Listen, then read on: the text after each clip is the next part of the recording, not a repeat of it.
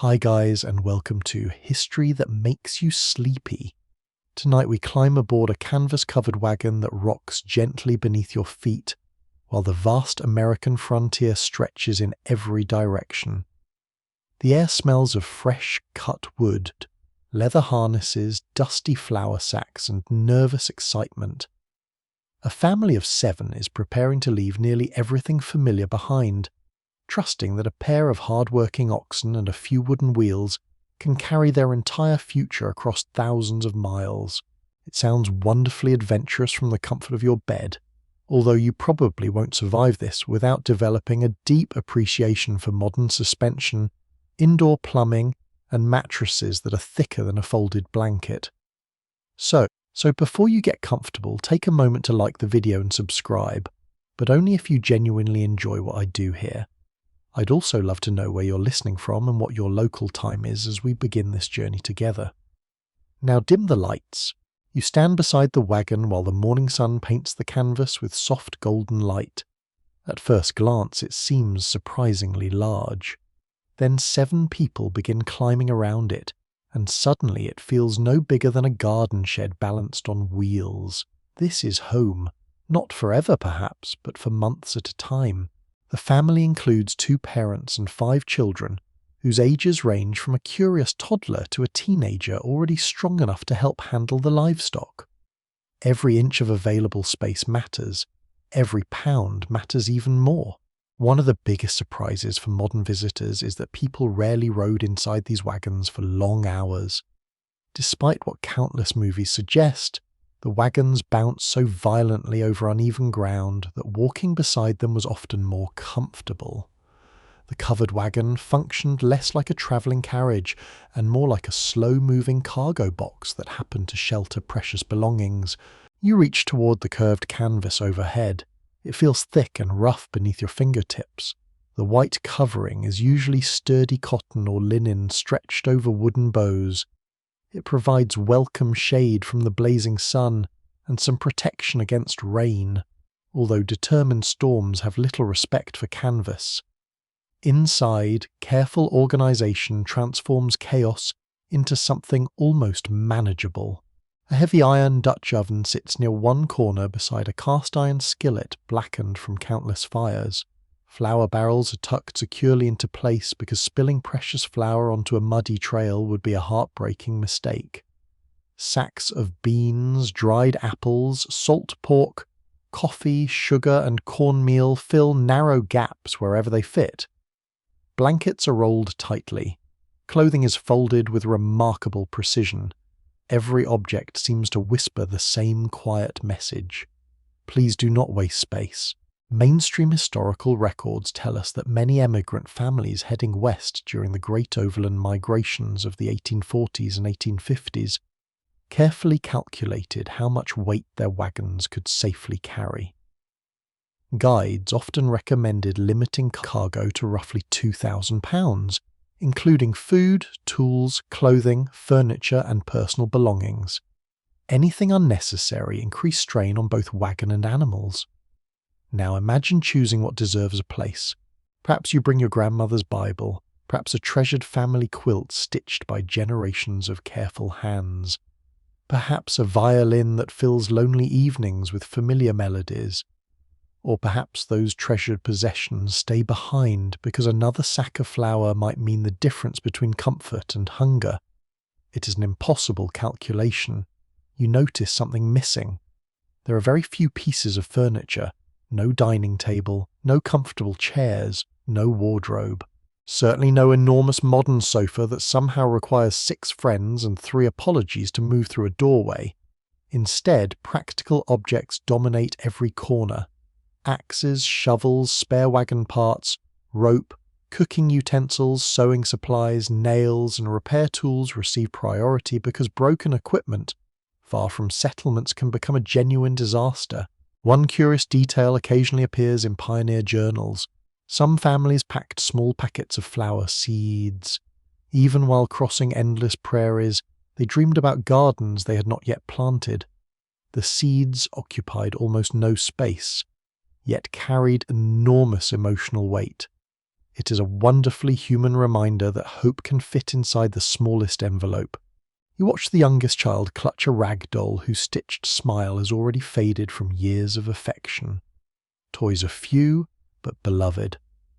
A carved wooden horse peeks from beneath folded blankets. A handful of smooth stones collected along an earlier road rattle inside a tiny cloth pouch. Children have always possessed the remarkable ability to transform almost anything into entertainment. A stick becomes a sword, a pebble becomes treasure, an empty barrel becomes a castle. Historians still argue whether pioneer children experienced greater independence than hardship, or whether those two experiences were simply impossible to separate. They contributed meaningful work from remarkably young ages, yet they also discovered adventures hidden within landscapes that seemed endless. The father checks the wagon wheels again. Each wooden spoke receives careful attention. Grease protects moving parts. Loose bolts invite trouble. A cracked wheel many miles from help is not merely inconvenient, it threatens the entire journey. Nearby, the mother quietly reorganizes supplies for perhaps the 10th time this morning. She knows exactly where the medicine pouch belongs. She knows which blankets will be needed first after sunset. She knows which sack contains flour and which holds dried beans, simply by touching the fabric. Her memory has become another storage compartment. The oldest child helps tighten ropes securing the load beneath the canvas. Every knot matters because rough trails have an astonishing talent for shaking loose anything that is not firmly secured. You hear the oxen snort patiently. Unlike horses, oxen are slower but stronger, steadier, and generally better suited for hauling immense loads over difficult terrain. Their calm temperament makes them reliable partners for journeys measured not in hours but in seasons. The smell surrounding the wagon changes constantly. Fresh leather mingles with animal sweat. Wood shavings mix with flour dust. A faint scent of smoked meat drifts from tightly wrapped supplies. There is even the pleasant aroma of beeswax rubbed into certain tools to help preserve them. Nothing smells luxurious. Everything smells useful. You glance once more inside the wagon. 7 loaves reduced to carefully stacked bundles. Their entire past compressed into a few precious keepsakes. Their uncertain future rolling on 4 wooden wheels. There is something strangely peaceful about that simplicity, even if you suspect your own collection of phone chargers would require an additional wagon all by itself. As the family finishes loading the final bundle, conversation becomes quieter. Excitement remains, but so does uncertainty. They cannot know exactly what lies ahead. Rivers wait beyond distant hills. Storms drift across open plains. Friendships will form and disappear. Some possessions may be abandoned before the journey ends. For now, however, the wagon stands ready. The canvas stirs gently in the morning breeze like the sail of a ship preparing to leave harbour. You rest your hand against its weathered wooden side for one last lingering moment, already beginning to understand that this little rolling home is far more than transportation. It is a pantry, a bedroom, a workshop, a nursery, a shelter, a memory chest. A promise carried west one slow mile at a time. Soon the wheels will begin turning, and with them, the ordinary rhythm of daily life inside a covered wagon will quietly unfold. The wagon stands ready, but readiness does not mean rest. Long before the sun reaches the horizon, you wake beneath a sky still crowded with stars, listening to the small sounds of 7 people stirring in darkness. Someone coughs beneath a blanket. A child turns over and bumps an elbow against a wooden chest. The toddler begins to whimper, then settles again when a tired hand reaches out in the gloom. Outside, one of the oxen shifts its weight, leather creaking softly against the yoke. Morning has arrived, although the morning itself has not yet bothered to become visible. You pull yourself upright and every muscle objects. Yesterday you walked for miles beside the wagon, lifted sacks, gathered fuel, and slept on ground that seemed personally offended by the idea of comfort. The earth beneath your blanket feels cold and hard. Dew has gathered along the canvas, and the air carries that damp chill that slips into your sleeves and settles around your shoulders. There is no alarm clock, there is no gentle chime, there is only the knowledge that the wagon must move early, before the heat grows strong and before valuable daylight disappears. The first task is reviving the fire. You bend close and blow carefully until one ember brightens. A thread of smoke rises. A small flame appears, disappears, then returns with more confidence. Keeping fire overnight saves time, matches, and effort. On many overland journeys, families protected coals beneath ashes or carried embers in metal containers when conditions allowed. Fire was too useful to treat casually. It cooked food, warmed water, dried clothing, discouraged animals, and gave frightened children something bright to watch after dark. While you tend the flames, the father and oldest child begin checking the livestock. The oxen must be found if they have been allowed to graze nearby. Bells tied around their necks help reveal their location, but sound travels strangely across open country. One bell seems close, another distant, and a third apparently belongs to a ghost, wandering somewhere behind the hills. You follow the noise through wet grass. The hem of your clothing darkens with moisture. Each step releases the fresh smell of crushed plants and damp soil. At last the animals appear as broad shadows in the grey light, chewing slowly as though they have no schedule at all. Their calmness is almost insulting. They are brought back toward camp, inspected for injuries, and given time to drink. Hooves matter, shoulders matter. Any swelling beneath the yoke may become serious after another day of pulling. A family may own more than one team, rotating animals when possible, but many travellers have little margin for illness or exhaustion. Historians still debate how often emigrant families underestimated the daily care required by draft animals, especially during the first weeks when excitement encouraged people to move too quickly. Journals often mention sore feet, damaged equipment, and tired cattle, with a frustration that suggests experience arrived slightly later than wisdom. Back at camp, the mother is already moving through a chain of chores so practiced that each task seems to lead directly into the next. Water must be measured, breakfast supplies must be taken out, blankets must be shaken and rolled, children must be dressed, the youngest must be cleaned. Yesterday's dishes must be inspected because darkness may have ended the washing before everything was truly clean. You help fold bedding into tight bundles. Loose blankets take up precious room, so each one is rolled firmly and tied with cord. The family cannot simply leave beds spread across the wagon floor. That space will soon hold sacks, tools, and perhaps a tired child who needs to ride for part of the day. The teenage child checks the harness. Leather straps are stiff in the cold. Metal rings feel icy against your fingers. A damaged buckle is repaired with wire. One of those small materials that seems unimpressive until it saves an entire morning. One curious trail habit involves collecting buffalo chips, the dry remains left across the plains by great herds. Where timber is scarce, these humble little discs become fuel. They burn with surprisingly steady heat, and once fully dry, produce less unpleasant odour than you might expect. This may not be the romantic frontier detail painted on a biscuit tin, but it is extremely practical. The younger children are sent to gather anything usable. Dry grass, twigs, chips, a misplaced spoon, a dropped button. They move around camp with sleepy faces and serious instructions. Even a child of 6 may have regular responsibilities. One watches the toddler, another carries small bundles, another helps fill containers at the nearest water source, always under supervision when the bank is steep or the current strong. You hear a brief argument over a cup. One child claims it, another insists it was theirs yesterday. The mother settles the matter with the calm authority of someone who has already solved 12 problems before sunrise. The cup belongs to whoever uses it without complaining, a remarkably efficient legal system. As the eastern sky grows pale, breakfast begins to smell possible. Cornmeal warms near the fire.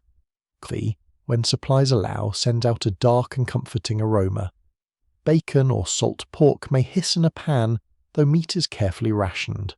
No one expects a grand meal. The goal is warmth, energy, and speed. The father walks around the wagon once more.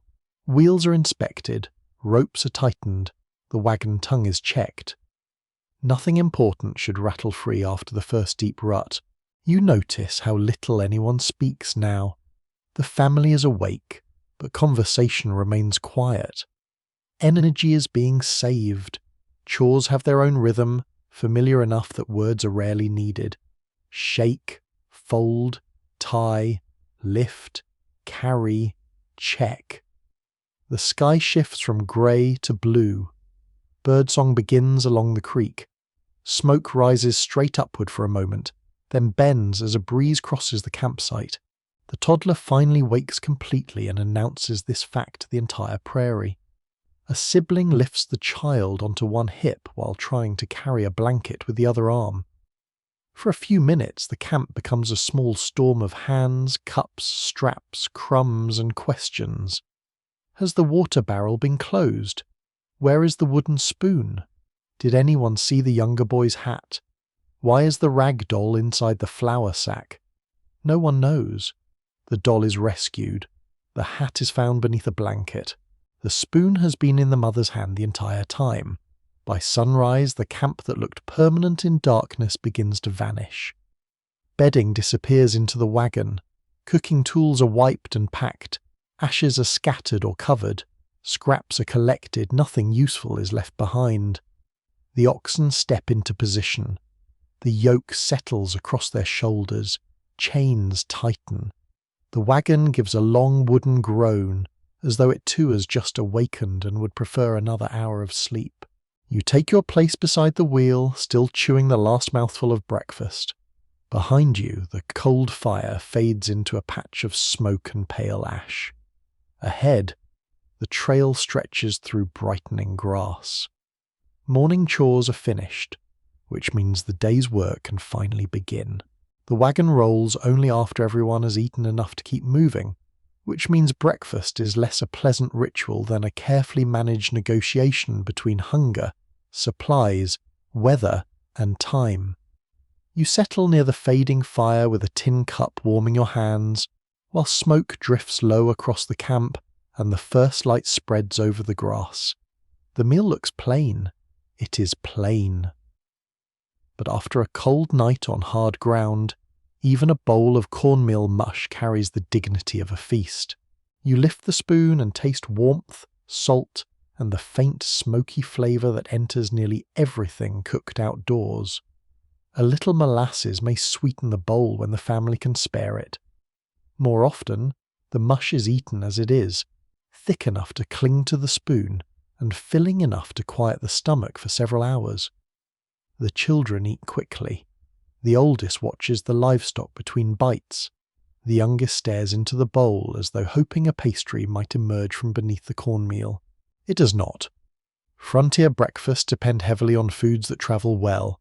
Flour, cornmeal, beans, rice, dried fruit, coffee, sugar, bacon, and salt pork appear again and again in emigrant accounts because they resist spoilage and can be divided into predictable portions. Fresh milk disappears once a cow stops producing or becomes too tired to continue. Eggs are fragile. Butter softens in heat. Bread requires time, fuel, and patience. You begin to understand why flour receives such careful protection. It is packed in barrels or strong sacks and kept away from water whenever possible. A torn sack means waste. A damp sack invites mould. A careless child leaning against an open barrel may produce the sort of family silence that feels much louder than shouting.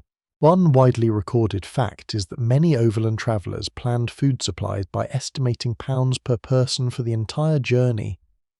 Guidebooks and experienced travellers offered suggested quantities, but actual needs varied with delays, illness, weather, and the number of mouths to feed.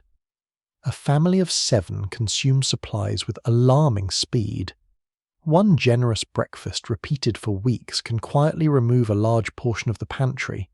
So portions are watched, not cruelly, not always obviously, but watched. The mother notices who leaves food behind, the father measures coffee. Older children receive slightly more when their work is heavier. The toddler may be given softened bread or a spoonful of mush cooled with water. You look at the coffee simmering near the edge of the fire. It is dark, strong, and probably carrying a few grounds.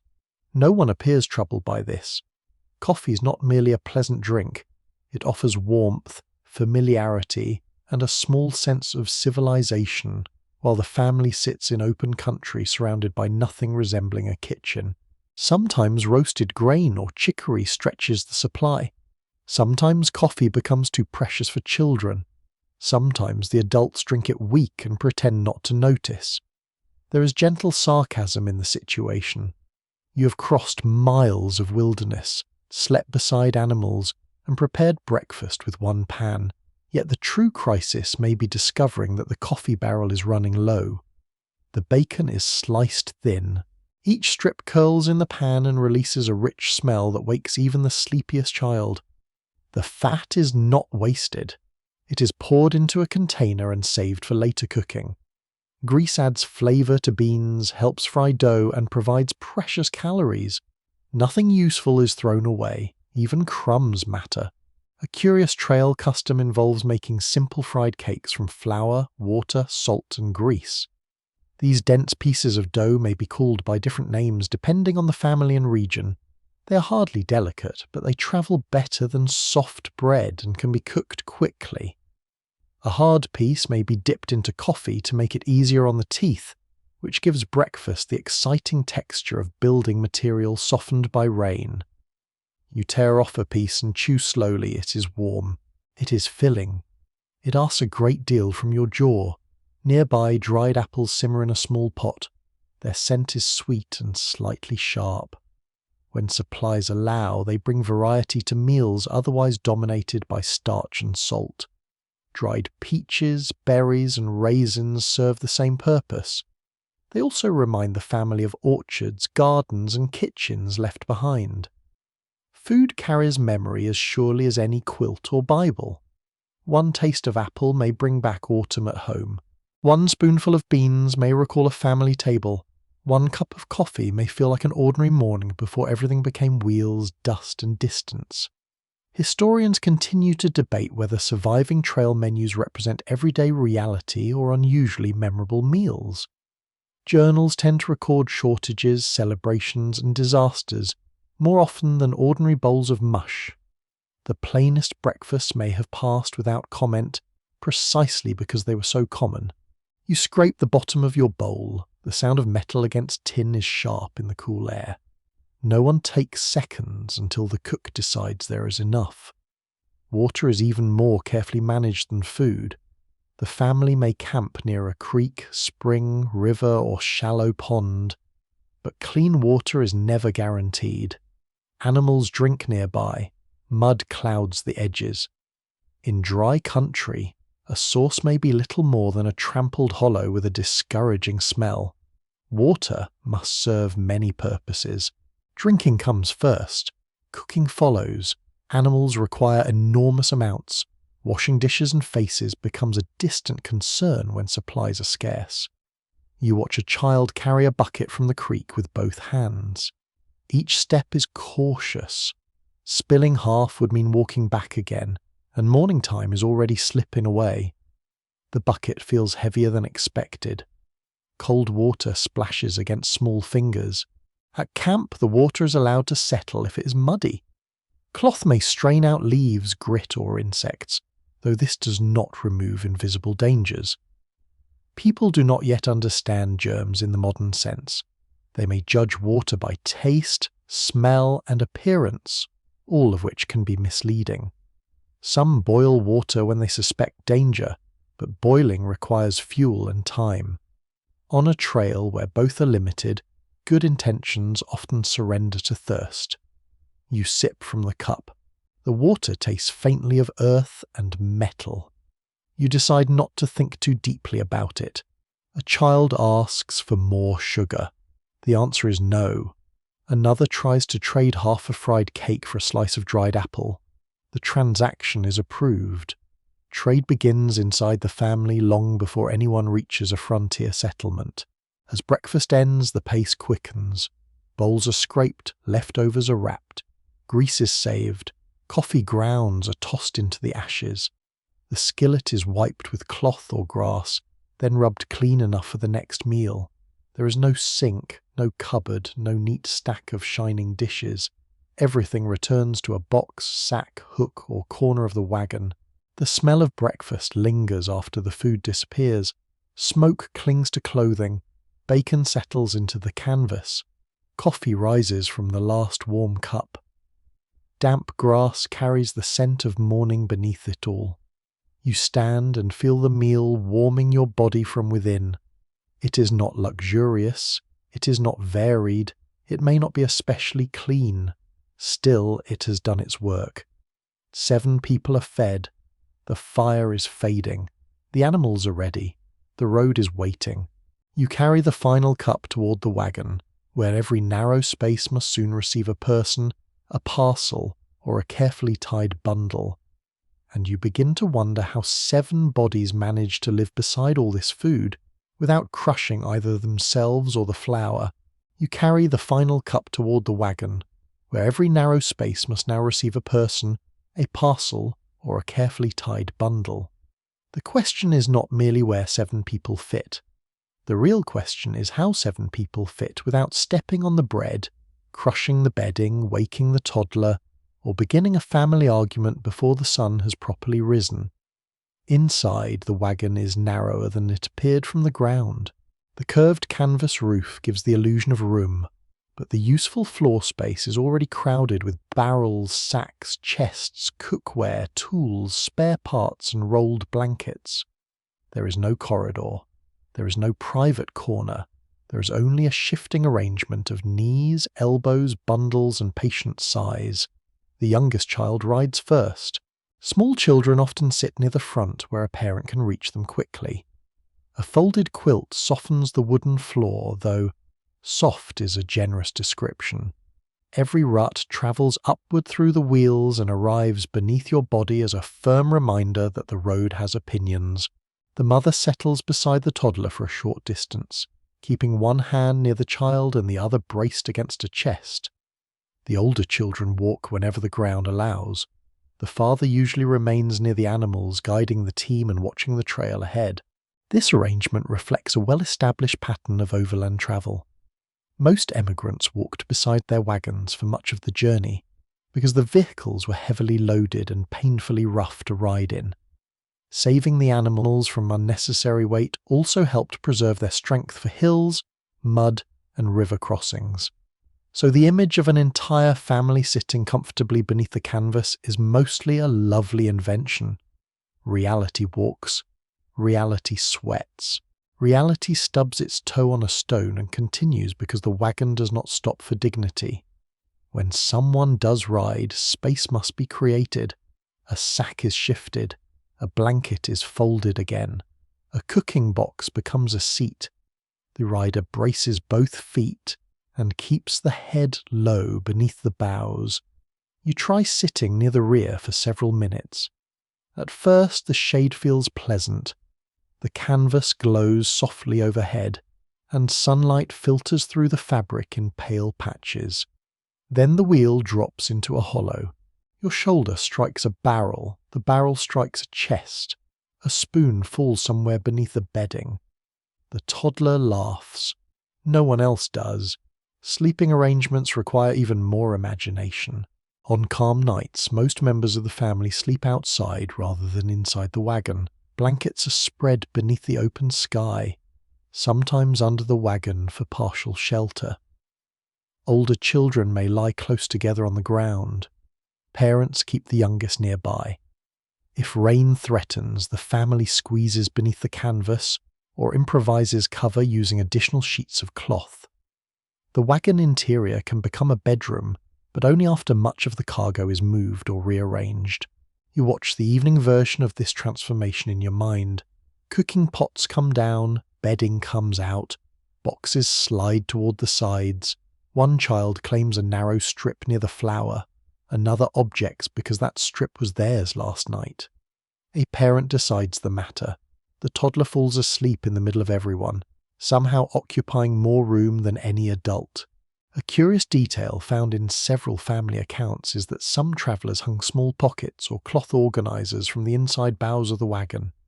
These held needles, combs, spoons, letters, spectacles, or other tiny objects that would otherwise disappear beneath cargo. It is a frontier version of a bedside drawer, except the drawer swings above your head and occasionally drops a thimble onto your forehead. Privacy is almost impossible. Changing clothing requires cooperation. One person holds up a blanket while another turns away. Washing is done in fragments, often with little water. Personal conversations happen while walking a few paces from camp, though even then children have a remarkable talent for appearing at exactly the wrong moment. You begin to understand that privacy is not treated as a daily expectation. It is treated as a rare opportunity. A quiet walk beside the wagon may become a kind of private room. A few minutes gathering fuel can feel like solitude. Sitting alone near the animals at dusk may be the closest thing to closing a door. Researchers continue to disagree over how much emotional strain came from this constant closeness. Some diaries describe deep family cooperation and shared purpose. Others reveal irritation, exhaustion, resentment, and sharp disagreements hidden beneath polite language. The truth probably changes from hour to hour, much like family life anywhere, only with more dust and fewer walls. Storage follows a strict hierarchy. Heavy items remain low to keep the wagon stable. Frequently used items stay near the opening. Food needing protection sits away from damp canvas. Tools must be reachable without unloading half the household. A medicine box should never disappear beneath the bedding. The chamber pot, when carried, occupies a location everyone knows and no one wishes to discuss. Clothing is stored in chests or wrapped bundles. Each person owns far less than a modern traveller would pack for a weekend. A work dress, an extra shirt, stockings, undergarments, perhaps a better outfit for Sundays or important occasions. Children may share items as they grow. Garments are patched until the original cloth seems to survive only as a rumour beneath the repairs.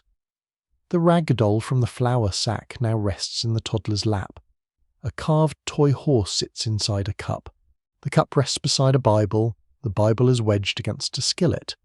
This is how categories collapse inside the wagon. Kitchen, bedroom, nursery, pantry, workshop, and chapel occupy the same few feet.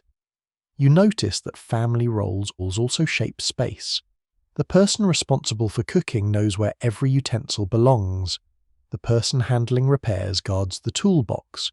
The older children learn which bundles they may move and which they must leave untouched. The smallest child ignores all established systems and hides a smooth stone inside the coffee sack. At midday, when the sun becomes harsh, the canvas interior heats quickly. Air moves through the front and rear openings, but dust enters with it. Fine powder settles over blankets, food containers, hair, skin, and every treasured object. You wipe a chest clean, and moments later a fresh layer appears. During rain, the problem reverses. Openings are closed as much as possible. The interior grows dim. Wet clothing smells of wool, earth, smoke, and tired bodies. Drops creep through weak seams. 7 people breathe the same damp air. Someone's knee presses against your back. Someone else whispers that they need to go outside. You begin to appreciate walls, even very thin walls. Still, the cramped wagon offers something precious. It gathers the family close during danger. When thunder rolls over the plains, children reach for familiar hands. When wind bends the canvas inward, bodies brace against one another.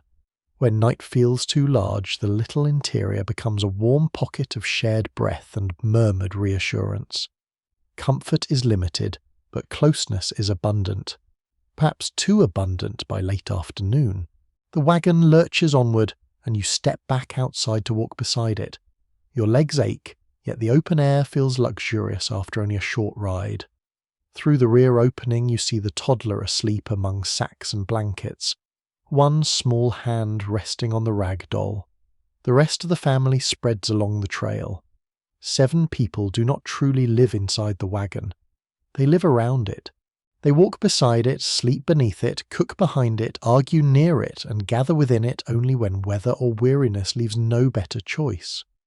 The wagon is not spacious enough to contain their whole life. It is simply the moving centre around which that life keeps turning, creaking, and pressing forward into dust, mud, noise, and another long mile. The wagon is not spacious enough to contain the whole family, so you walk beside it as the wheels begin another long conversation with the road. They creak, they groan, they strike stones with a dull wooden knock. Every few moments an iron rim scrapes against gravel and sends a sharp sound through the morning air. The oxen breathe heavily ahead of you, their hooves pressing into the earth with slow, patient force. Leather straps shift against the yoke, chains clink. Pots hidden beneath the canvas answer with faint metallic rattles. The trail is never silent. Even on an open plain where no town, house or fence appears for miles, the family travels inside a moving cloud of noise. At first, the rhythm feels almost soothing. Step, creak, clink, breath. Step, creak, clink, breath. Then the wagon strikes a deep rut and the rhythm becomes a violent crash followed by a child shouting from inside. Nothing has broken. This time. The road west is not one smooth road.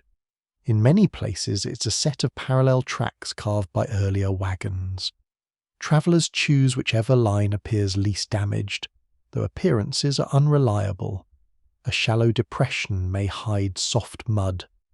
A firm patch may conceal a stone large enough to twist a wheel. Grass growing between ruts can fool the eye into expecting easy ground. You learn to watch the surface carefully. Dry soil brings dust. Wet soil brings mud. Rocky ground brings pain. There's apparently no trail condition called pleasant.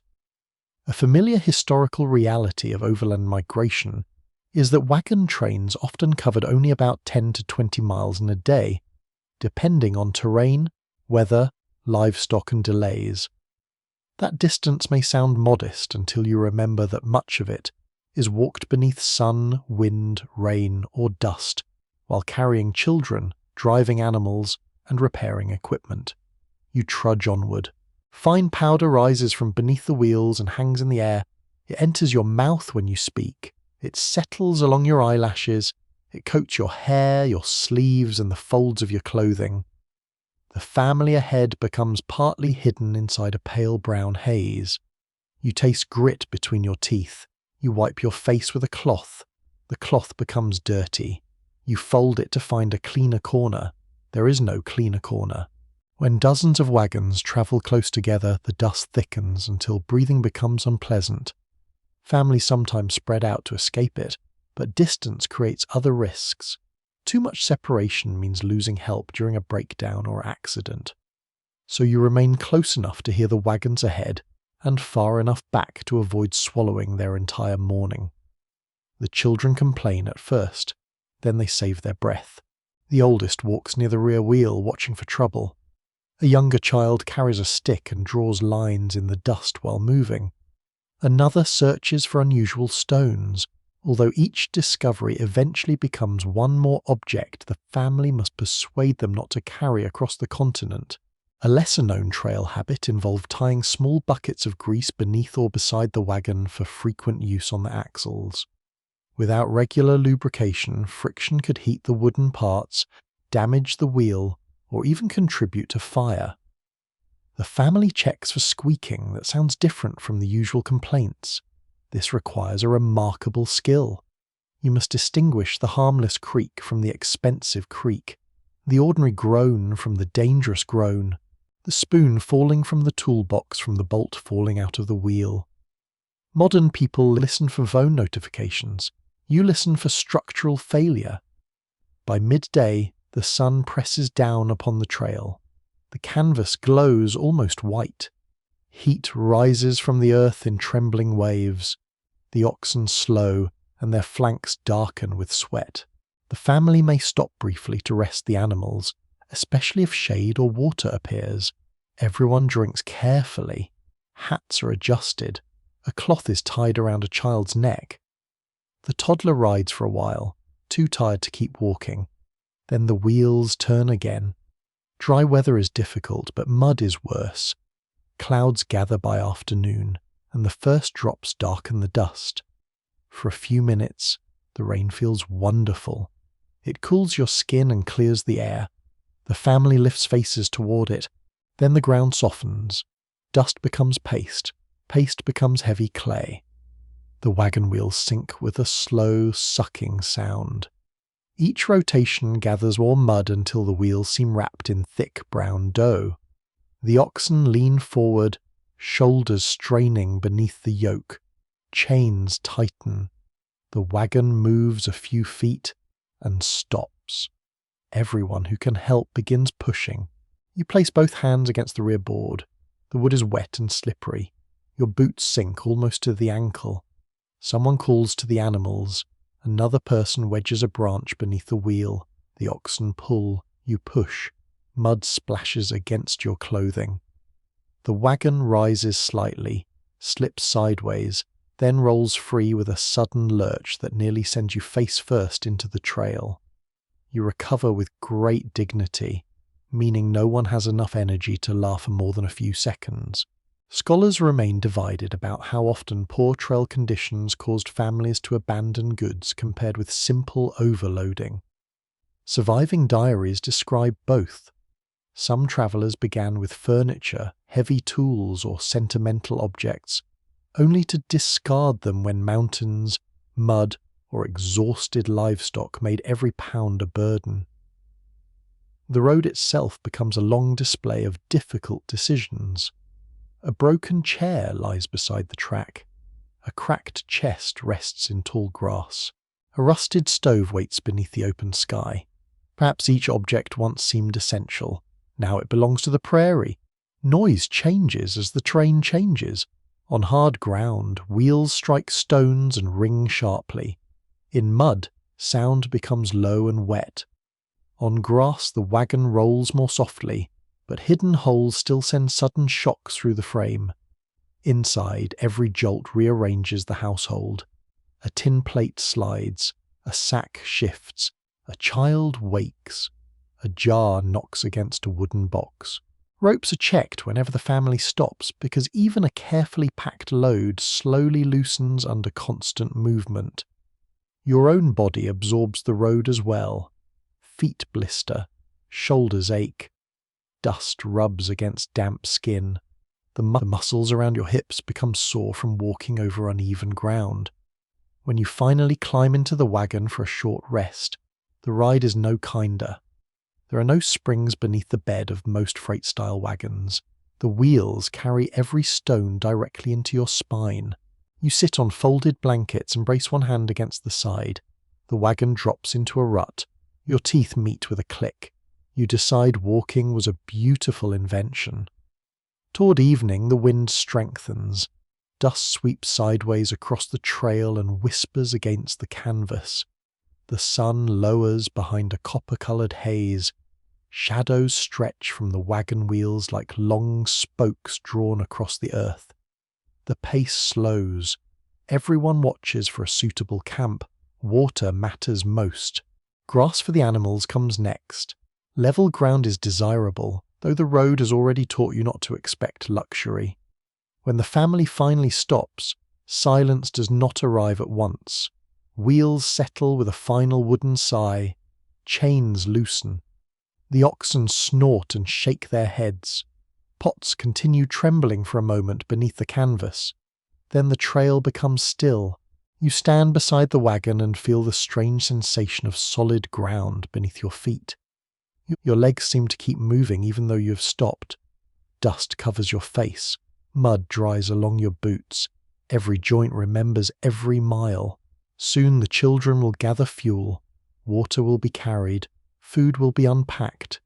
The evening meal will begin with whatever remains simple enough to cook after a day of being shaken, coated, soaked, and slowly carried forward.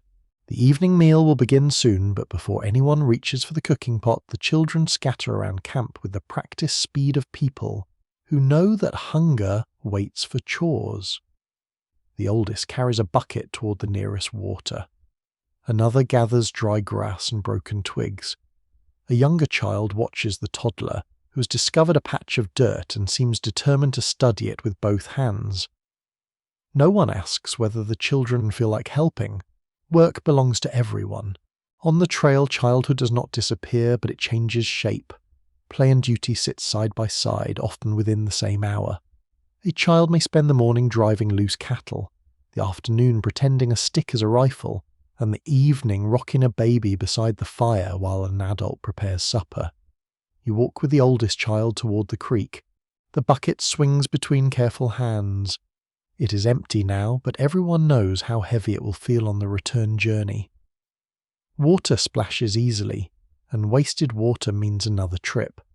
The child chooses a flatter path without being told. Responsibility arrives early in a travelling household. Older children help yoke animals, gather fuel, tend fires, mend clothing, wash dishes, and care for younger siblings. Some lead livestock behind the wagon. Others carry messages along the wagon train. A strong teenager may perform nearly the same physical labour as an adult.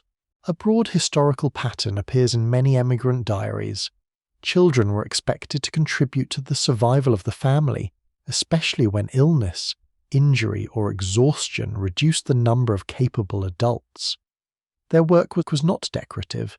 It kept meals cooking, animals moving, and younger children safe. You reach the creek and kneel near the bank. The water moves quietly over stones. The child dips the bucket slowly, avoiding mud as much as possible. Small fingers tighten around the handle.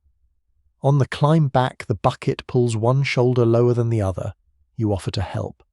The child refuses at first. Pride is lighter than water, but it can be just as difficult to carry. Halfway to camp, the bucket changes hands. No one mentions it. Near the wagon, two younger children collect fuel. They search for dry stems, bark, and anything that might burn. On open plains, the famous buffalo chips become valuable again. The children treat the task almost like a treasure hunt, competing to find the driest pieces. One holds up a particularly large specimen with deep satisfaction. This is not the sort of prize likely to appear in a modern nursery, yet it may cook dinner. A peculiar detail from some trail accounts is that children occasionally shaped bits of mud, clay, or dried animal material into pretend dishes, animals, or tiny houses. With few manufactured toys available, the landscape supplied its own materials. Imagination was portable, required no wagon space, and could not be abandoned beside the road. The toddler now sits beside the rag doll, arranging pebbles in a careful row. The stones are a family. The largest is the father. The smoothest is the mother. A chipped little pebble becomes the baby. Children create familiar worlds wherever they stop. During travel, games must adapt to movement. A child may count wagon wheels, birds, or distant trees. Older siblings tell riddles while walking. Songs pass the miles. Someone invents a competition to see who can spot water first. Sometimes they run ahead, though not too far. Sometimes they trail behind, though not too far. The phrase "not too far" becomes one of the great rules of childhood on the frontier. There are dangers near every ordinary activity. A child can fall beneath a wheel. A frightened animal can kick. A riverbank can collapse. A berry can look safe and prove otherwise. Adults warn, watch, and worry, but they cannot keep 5 children within arm's reach while also managing animals, food, repairs, and the road. So the children learn caution through repetition. Stay clear of the wheels. Do not approach an ox from behind, never wander beyond sight, do not drink from an unknown pool, do not touch the snake. That final instruction feels unnecessary until you meet the child who is curious enough to require it. Debate continues among social historians over whether trail children enjoyed unusual freedom or endured an unfair burden of adult responsibility. Both views find support in personal accounts. Some remembered the journey as a grand adventure filled with open landscapes and constant discovery. Others recalled fear, relentless work, hunger, and the loss of familiar homes. Memory softens certain edges and sharpens others. A child who once hated gathering fuel may later describe campfires with affection. A teenager who resented carrying a sibling may remember the closeness long after both have grown. The trail becomes different in memory from what it feels like beneath tired feet. Formal schooling rarely continues in a regular way while the wagon moves, but learning does not stop. A parent may bring a Bible, spelling book, primer, or slate. Lessons happen during rest days, quiet evenings, or long pauses caused by weather. You sit beside the fire as one child traces letters on a small slate. The writing is crooked because the slate rests on a knee. The toddler tries to interrupt with a pebble. A younger sibling repeats the alphabet while stirring dust with a stick. Education competes with smoke, hunger, animals, and sleep. Numbers become practical. How many cups of flour remain? How many miles did the family travel? How many animals must be found before dawn? Geography becomes visible. Rivers are no longer blue lines in a book. They are cold, wide, and capable of carrying away a wagon. Mountains are no longer distant illustrations. They rise ahead and alter every plan. Nature lessons arrive without invitation. Children learn which plants sting, which clouds promise rain, which bird calls come at dusk, which animal tracks deserve caution. They may know little of formal science, but they become skilled readers of the immediate world. The oldest child returns from checking the animals and reports that one ox seems slow. The father listens carefully. The observation matters. Children who spend each day near livestock often notice small changes in behavior before adults do. This earns trust. Trust leads to more responsibility. More responsibility leads to less time for play. Still, play appears in the cracks. After supper, a scrap of cloth becomes a ball. A ring toss game begins with rope and a branch. Someone tells a ridiculous story about an ox that wants to become a school teacher. The children laugh too loudly, and one adult reminds them that the animals need calm. The laughter becomes whispering. The whispering becomes giggling. Soon even the tired mother smiles. Sibling disputes also travel well. One child takes another's place near the fire. Someone hides a wooden toy. Someone refuses to share dried apple. Justice is swift and usually practical. Apologies may be required. Chores may be exchanged. The guilty child may lose the privilege of riding in the wagon for part of the next day. Punishment rarely needs imagination when everyone is already tired. The older children carry emotional burdens too. They hear adults discussing weather, supplies, illness, and distance. They may understand more than parents realize. A whispered concern about flour can make a child eat less without saying why. At night, fear becomes harder to hide. The open land feels enormous after sunset. A wolf call sounds close even when it is far away. Wind shakes the canvas. An unfamiliar voice near camp causes children to move toward their parents. The toddler wakes from a dream and cries until someone begins a quiet song. You lie near the wagon and listen as the oldest sibling tells the younger ones that everything is fine. Perhaps the child believes it. Perhaps the child is simply trying to help. Morning will bring more chores, more miles, and another set of small duties. Yet for now, the children rest beneath blankets, their hands still dusty from work and play. They are not merely passengers. They carry water, fuel, messages, babies, worries, jokes, and hope. And when the next meal begins, their labor will be hidden inside every flame, every filled cup, and every simple bite prepared from almost nothing. And when the next meal begins, the children's labor is hidden inside every flame, every filled cup, and every simple bite prepared from almost nothing. You crouch near the fire while evening settles over the camp in slow layers of blue and grey. The day's heat is fading from the earth, but the iron skillet still radiates warmth. Smoke drifts into your face, changes direction when you move, then follows you again with the loyalty of a very irritating dog. The family is hungry. That fact shapes every movement. The mother opens a flour sack and measures carefully. The father checks the meat. One child brings water. Another holds the toddler away from the fire. The oldest uses a knife to cut dried food into smaller pieces, making a modest quantity appear more generous. Supper must feed 7 people. It must use little fuel. It must not spoil tomorrow's supplies. It should be ready before darkness makes every task harder. This is not cooking for pleasure, though pleasure sometimes appears. It is cooking as daily engineering. The main ingredients are sturdy and familiar. Flour, cornmeal, beans, rice, bacon, salt pork, dried fruit, and coffee form the backbone of many trail meals. Fresh food appears when luck, landscape, or trade allows it. A farmer near the trail may sell eggs, milk, onions, potatoes, or butter. A successful hunter may bring meat. A river may offer fish. Wild greens sometimes provide welcome variety. But most evenings the meal begins with something dry inside a sack. Tonight beans have been soaking since morning in a covered pot tucked securely inside the wagon. Soaking shortens the cooking time and saves fuel. The beans are poured into the Dutch oven with water, salt, and a small piece of pork. The lid goes on. Hot coals gather around the base. More coals rest on top.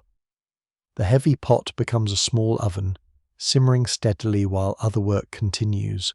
Cast iron cookware is common because it is durable, versatile, and capable of surviving rough treatment. It is also extremely heavy, which makes every skillet and pot a serious commitment when wagon weight matters. Families balance usefulness against burden. One good Dutch oven may justify its place more easily than a chestful of delicate dishes. You lift the lid briefly. Steam rises with the smell of beans, smoke, and salt. It is not elegant. It is deeply comforting. Nearby, flour becomes dough in a wooden bowl. Water is added slowly. A pinch of salt follows. If the family has yeast, time, and favourable weather, bread may rise. More often, quick biscuits or flat cakes are easier. You knead the dough with dusty hands that have been washed as well as circumstances permit. Cleanliness is relative on the trail. The bowl rests on a crate. The crate once held tools. A child brushes an insect from the rim. No one discusses this. Small rounds of dough are placed in a greased pan. The family may bake them beneath the Dutch oven lid, near hot coals, or in a reflector oven when one is carried. Such ovens use a shiny metal surface to direct heat from the fire toward the food. They are clever, compact, and slightly temperamental in wind. A lesser-known culinary trick involved wrapping dough around a clean stick and holding it over the fire. Children especially enjoyed this method because it turned supper into an activity. The result could be crisp outside and raw inside, depending on patience.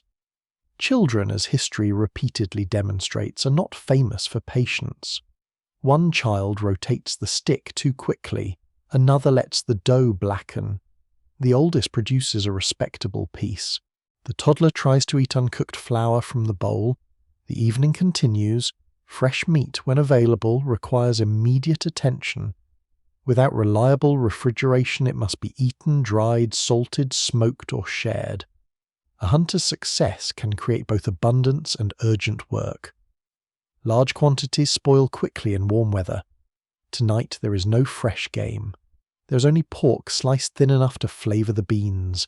The fat melts into the pot and spreads through the meal. This is one reason small portions of meat remain valuable. They add richness to otherwise plain staples and provide calories needed for constant labour. Foraging may supplement supplies, but knowledge matters. Berries, roots, nuts, and greens can nourish or harm. Families often rely on local experience, advice from other travellers, or knowledge shared by indigenous people. Mistakes are possible, and caution is wise. Researchers still dispute how heavily emigrants depended on gathered foods compared with stored provisions. Personal diaries vary according to region, season, family skill, and circumstance. Some travellers mention wild berries, plums, onions, and greens with delight. Others pass through landscapes where little familiar food can be gathered safely. You notice a handful of wild onions beside the cooking box. They were found earlier near the creek.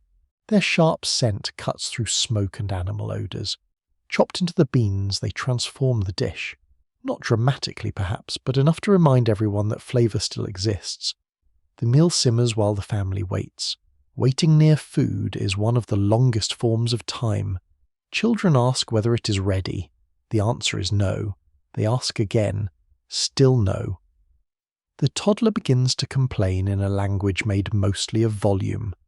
A dried apple slice is offered as temporary peace. It works for nearly 1 minute. You stir the pot and scrape the bottom to prevent burning. Cooking over open fire requires constant adjustment. Flames rise, weaken, or shift with the wind. Coals must be moved. Pots must be turned. A sudden gust may blow ash into the food. A little ash is removed with a spoon. A little more is ignored. Modern diners might object. Modern diners are not walking 15 miles tomorrow. When the beans finally soften, everyone gathers close. Portions are served into tin bowls. The biscuits emerge browned on top and slightly scorched underneath. Each person receives one. The family eats quietly at first. Hunger leaves little room for conversation. You break open the biscuit, steam escapes from the centre. The outside is crisp. The inside is dense and warm. You dip it into the beans, where it absorbs salt, grease, and onion. It tastes better than it has any right to. Food becomes richer when appetite is honest. A few spoonfuls satisfy more deeply after a day of walking than a feast might at home. Still, monotony wears on people. Beans taste like beans every evening. Cornmeal remains cornmeal. Bacon loses some of its charm after weeks of careful slicing. Cooks create variety through method. Flour becomes biscuits one day, dumplings the next, then fried cakes, gravy, or thickener for stew. Cornmeal becomes mush, bread, or cakes. Dried fruit is stewed, baked into dough, or eaten by hand. The same ingredients return wearing different clothes. Sometimes a special meal marks a birthday, a holiday, or a successful crossing. Sugar is used more freely. A small pie appears, coffee is stronger. Children receive an extra piece of fruit. Such moments matter because they interrupt repetition. They say this day is not like every other day. They preserve a sense of family life beyond survival. After supper, leftovers are handled carefully. Beans may remain in the pot for morning. Biscuits are wrapped in cloth. Grease is saved. The smallest scraps may go to an animal if safe. Dishes are cleaned with limited water. Sand, grass, cloth, or ash can help scrub iron cookware. Soap may be used sparingly. The pot is dried near the fire to discourage rust. The cooking area slowly disappears. Utensils return to their places. The flour sack closes tightly. The Dutch oven cools beside the wagon. The children lick traces of dough from their fingers. Night settles completely. You lean back and feel the meal spreading warmth through your tired body. Nothing on the menu was luxurious. Every ingredient was measured, stretched, and watched. Yet the family has eaten together beneath an open sky, with firelight moving across familiar faces. Tomorrow's supper may be almost the same, and somehow through patience, smoke, saved grease, gathered onions, and a cook who knows exactly how far supplies must travel, it will become enough again. Tomorrow's supper may be almost the same, and before the family can eat it, everyone must first negotiate with water, dirt, smoke, insects, laundry, and the stubborn reality that 7 people living around one wagon create an impressive collection of smells. Morning begins with the water barrel. You lift the lid and peer inside. The level is lower than you hoped. What remains must cover drinking, cooking, perhaps a little washing, and whatever urgency appears before the next reliable source. The calculation is immediate. Drinking comes first. Food preparation follows. The animals need far more water than any person. Clean hands, clean faces, clean dishes, and clean clothing must compete for what remains. You dip a cup carefully. The water looks clear enough, though a faint layer of dust floats near the edge. Clear enough becomes a useful frontier standard. It does not mean pure. It means no leaf is moving and nothing visible appears to object. A common reality of overland travel was that water quality changed constantly. Springs could be clean and cold, while ponds and river margins might be muddy, stagnant, or fouled by livestock. Families often relied on appearance, taste, and smell, because the germ theory of disease had not yet entered ordinary household understanding. You drink slowly. The water tastes faintly of wood from the barrel. There's also a hint of iron from the cup. Perhaps there is something else. You decide this is not a morning for detailed analysis. Washing begins with the smallest possible amount. A cloth is dampened, faces are wiped, hands receive attention before meals and after certain chores, though standards bend when water is scarce. The toddler protests with great energy as dust is removed from cheeks that will be dusty again within minutes. Bathing the whole body is rare during hard travel. A creek offers opportunity, but privacy is limited and currents can be dangerous. Cold weather discourages enthusiasm. Muddy banks may leave you looking less clean than when you began, so most people wash in parts. Hands today, face and neck tomorrow, feet when they become impossible to ignore. Everything else waits for a better moment. You carry a basin behind the wagon and crouch low while another family member holds up a blanket. The arrangement provides the illusion of privacy, which is often the closest available substitute. The water shocks your skin. Dust runs in thin brown lines along your wrists. You scrub quickly. A breeze lifts the blanket and reveals the camp for one alarming second. No one comments. Everyone has learned that dignity survives best when people pretend not to notice certain things. Laundry is an even larger problem. 7 people produce shirts, dresses, stockings, underclothes, cloth diapers, towels, and bedding that absorb sweat, smoke, dust, food, animal odors, and rain. Washing all of it requires water, soap, time, and a place to dry. Those 4 conditions rarely arrive together. On a rest day near a dependable stream, the mother and older children sort clothing into piles. A kettle of water is heated. Homemade soap, often harsh and strong, is shaved or rubbed into the fabric. Garments are scrubbed against a board, stone, or by hand. The work is heavy. Wet cloth weighs more than expected. Cold water numbs fingers. Soap irritates cracked skin. Mud clings to hems with unusual determination. Once washed, clothing hangs from wagon bows, ropes, bushes, or low branches. Shirts flutter in the wind like tired flags. Stockings dangle beside kitchen cloths. A child's undergarment may blow loose and travel across camp, while everyone watches with the solemnity such an event deserves. One odd little practice mentioned in domestic accounts involves placing damp clothing near, or even beneath the wagon while travelling slowly, allowing sun and wind to finish drying it. The method works until dust rises, rain returns, or a wheel passes too close. Frontier laundry contains an element of gambling. Debate among historians remains open over how often emigrant families managed full washing days during the hardest portions of the journey. Diaries mention laundry near rivers and on rest days. but silence between those entries may represent either ordinary washing or long stretches without it. The nose offers its own evidence. Smoke settles deeply into cloth. Animal sweat enters everything. Grease from cooking clings to sleeves. Bodies working in heat create their own warm, sour layer. Shoes hold dust, dampness, and the memory of every creek crossing. The wagon interior gathers all of these scents beneath canvas.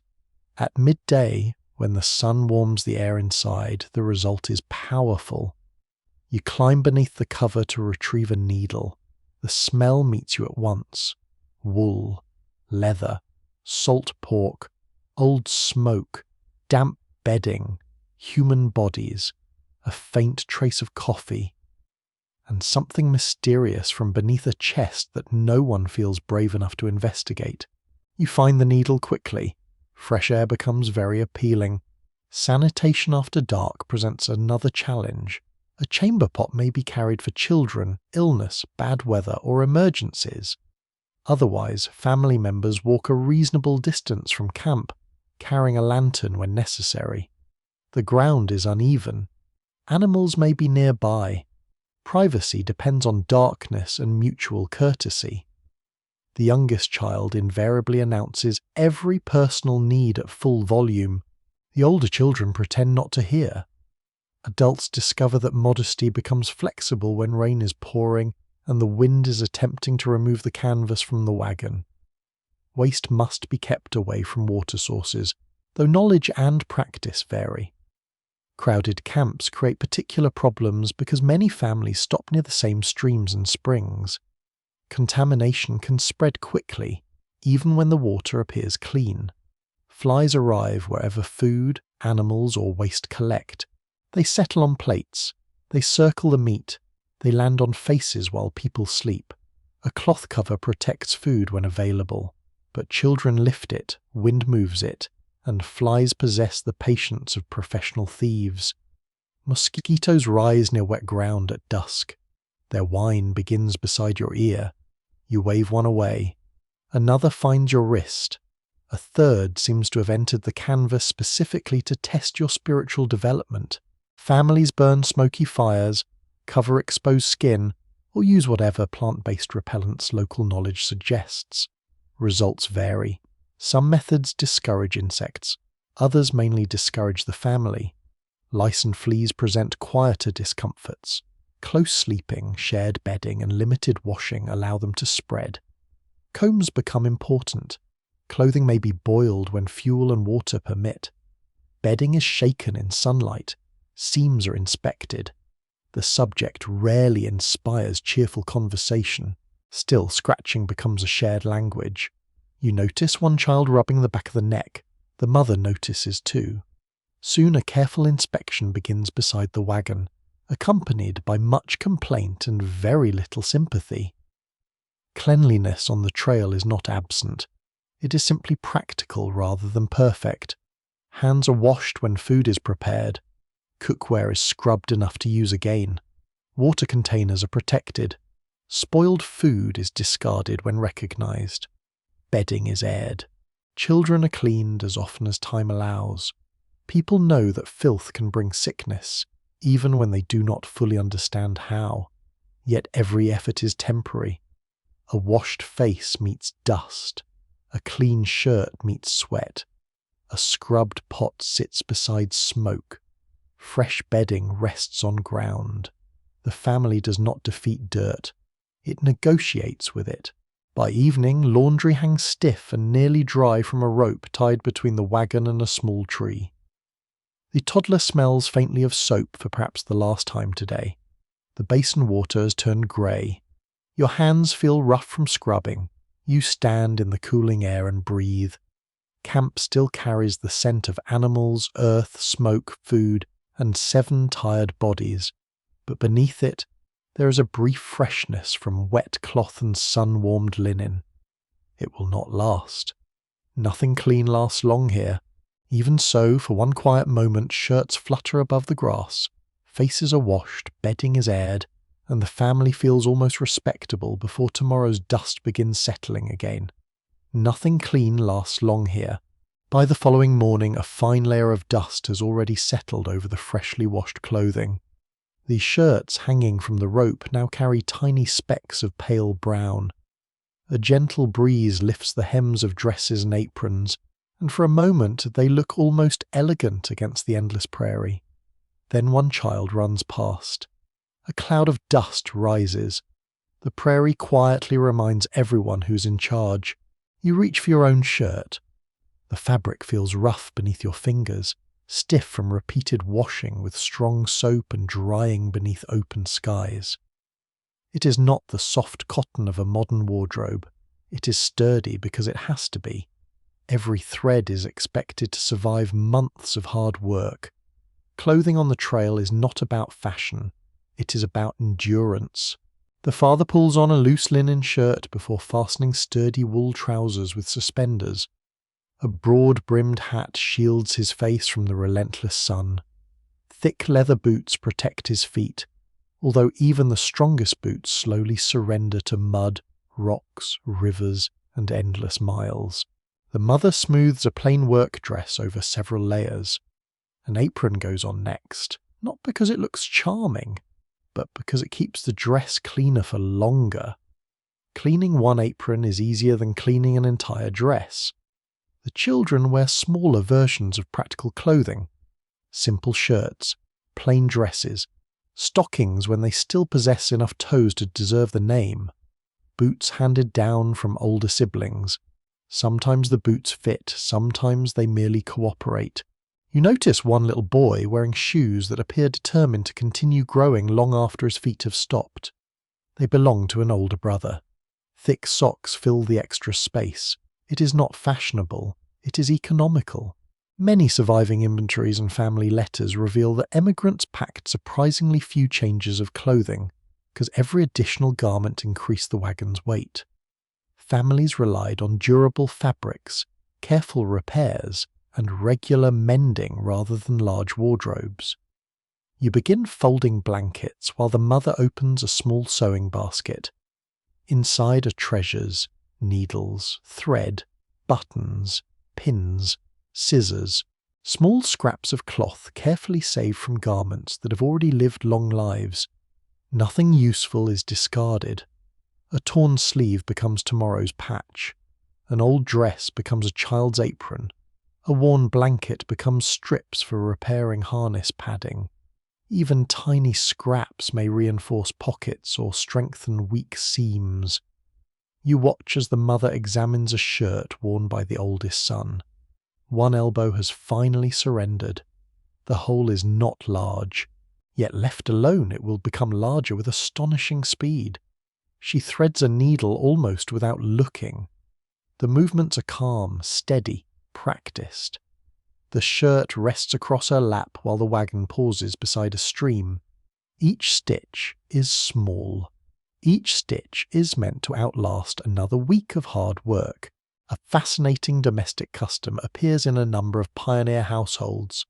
Children were often taught basic sewing remarkably early.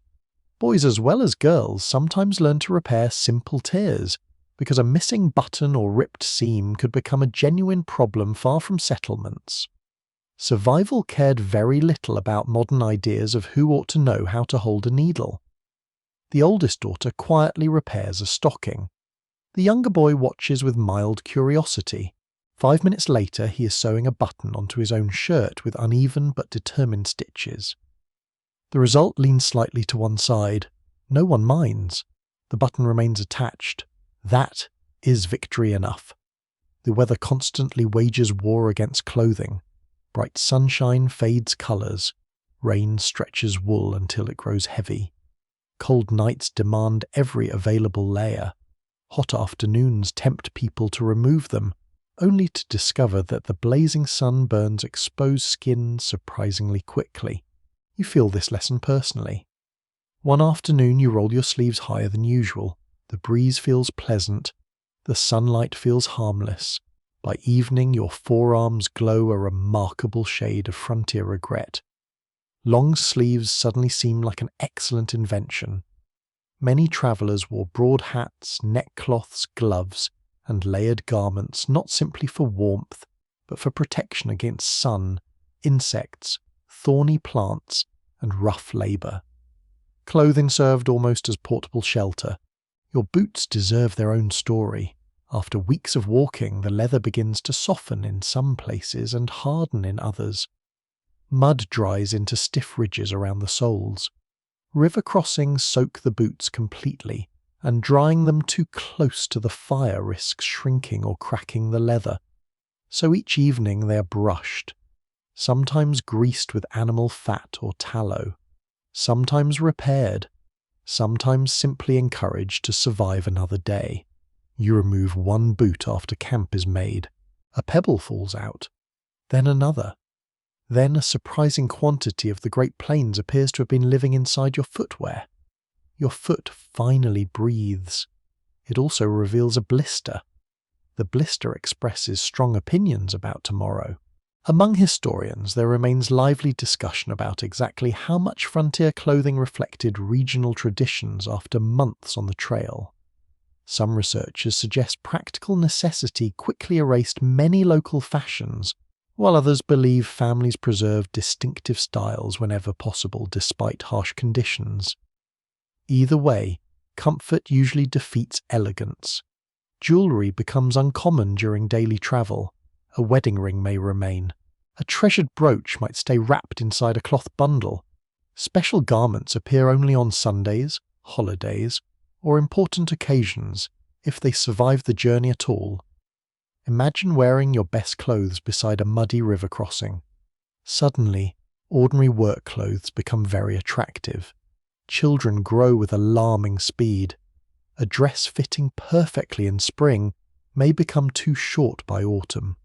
Trousers once folded at the ankle now reveal socks. Sleeves creep upward. Parents sigh. Needles emerge once more. Extra fabric hidden inside seams can sometimes be released, giving garments another precious inch or two. You realize that frontier sewing requires optimism. Every repair quietly says, perhaps this will last a little longer. The family pauses beneath a cluster of cottonwood trees during the hottest part of the afternoon. The shade is thin but welcome.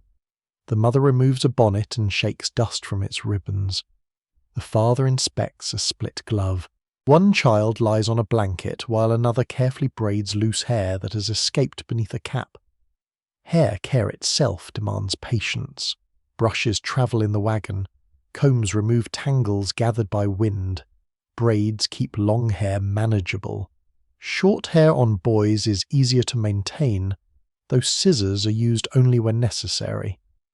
Loose hair and constant wind rarely become close friends. The toddler objects loudly when a comb approaches. The battle lasts several minutes.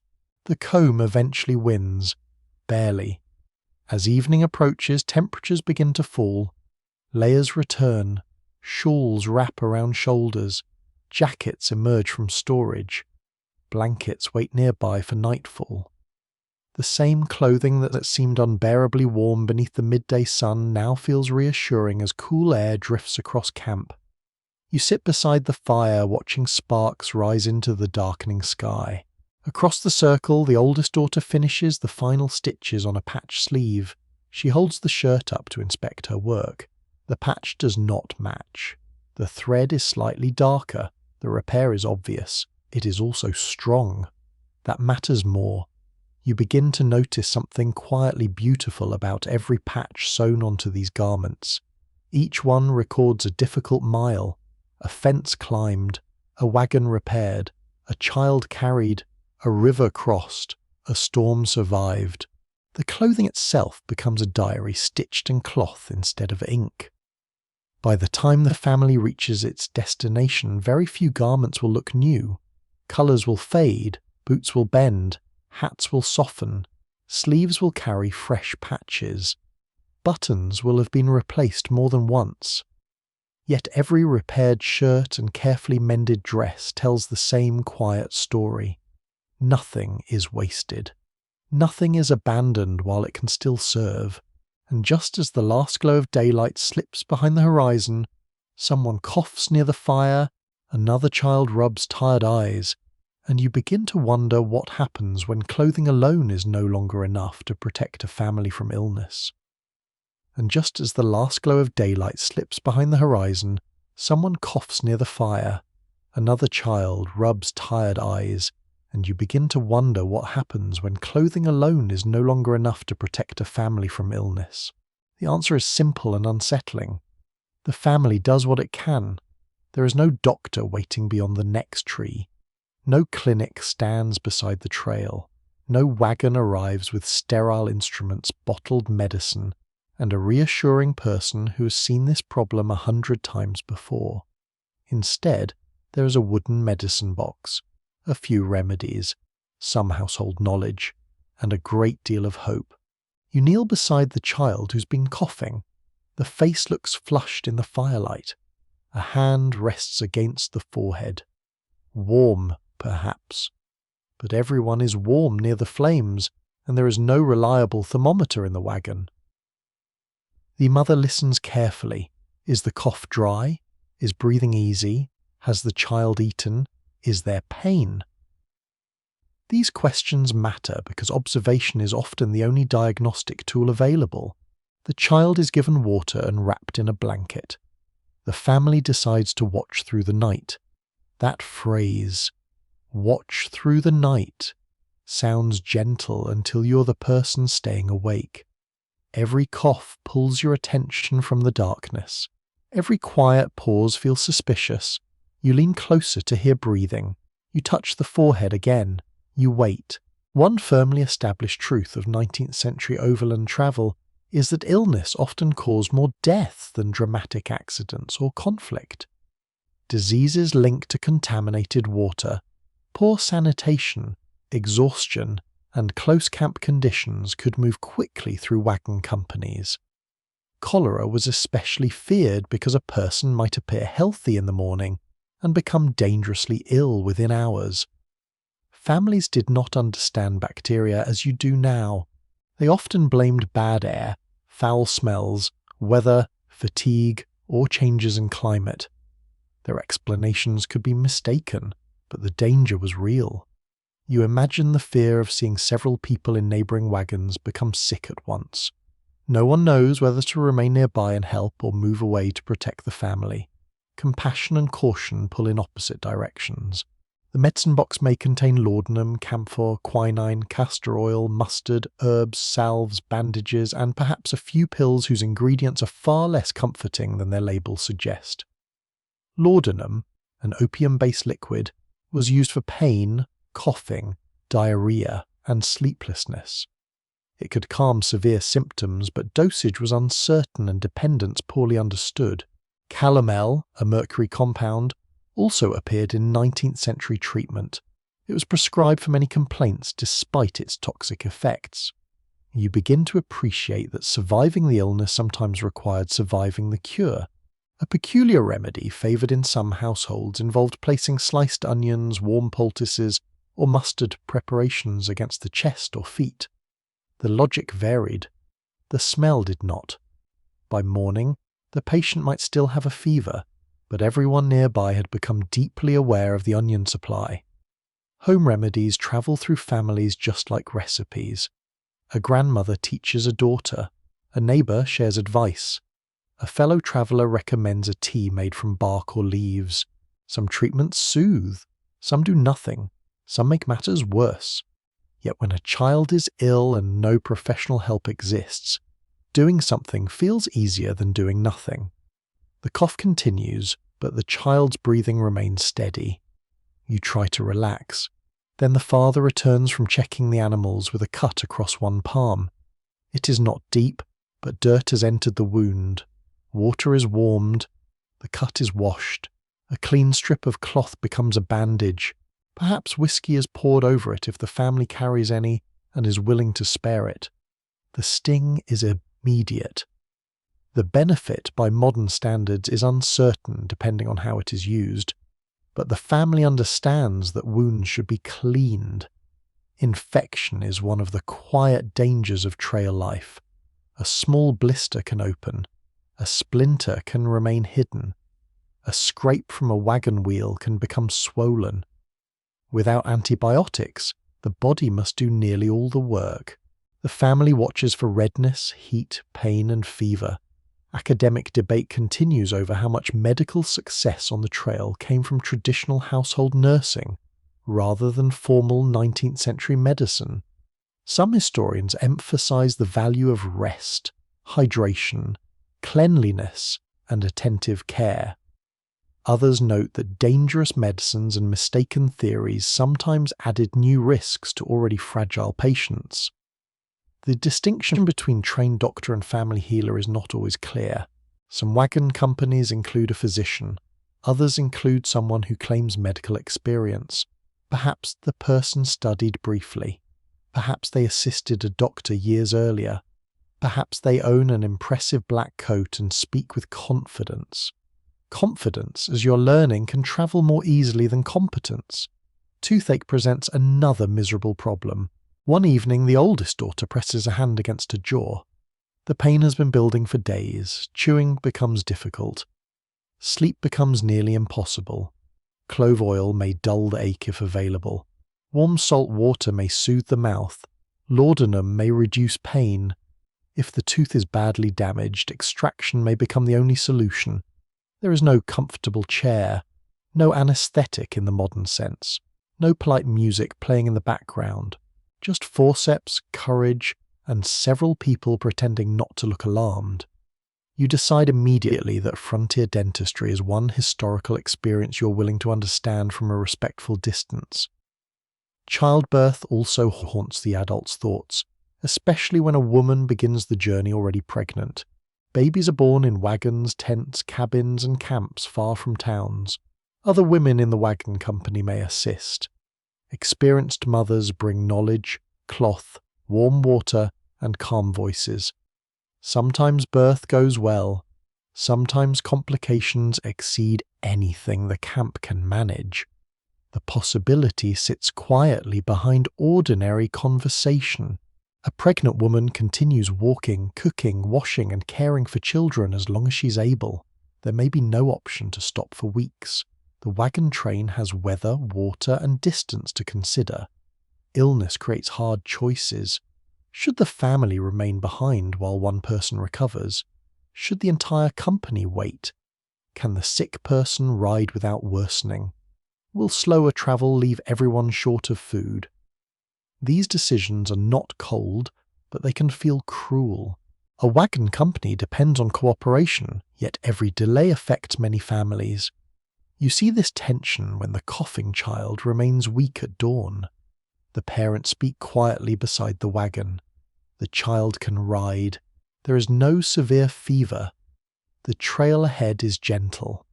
They decide to continue, but slowly. Blankets are arranged inside. A cup of water stays within reach. An older sibling is assigned to watch. The wagon begins moving with unusual care. Every jolt seems louder because someone is ill. By afternoon, the cough softens. The child's eyes brighten. A little broth is accepted. Relief enters the family almost shyly, as though no one wishes to frighten it away. Still, other discomforts remain. Headaches from heat, stomach pain from questionable water, swollen feet, burns from cooking, strained backs, sunburn, insect bites, sleeplessness. The body keeps a record of the journey even when no diary does. You begin to understand that medical care here is less about curing every illness and more about watching closely, responding quickly, and preventing small problems from growing. Clean the cut. Rest the fevered child. Boil water when possible. Share knowledge. Save the strongest medicine for when it is truly needed. Stay calm when calm feels impossible. That evening, the coughing child sits beside the fire and asks for a biscuit. The request brings more comfort than any formal diagnosis. The father flexes his bandaged hand. The wound still hurts, but no swelling appears. The family breathes a little easier. For tonight, everyone remains together. Yet beyond the fire, clouds are gathering. The canvas lifts in a rising wind. The air turns suddenly cooler, and the fragile health of 7 people must soon face something no medicine box can control. Yet beyond the fire, clouds are gathering.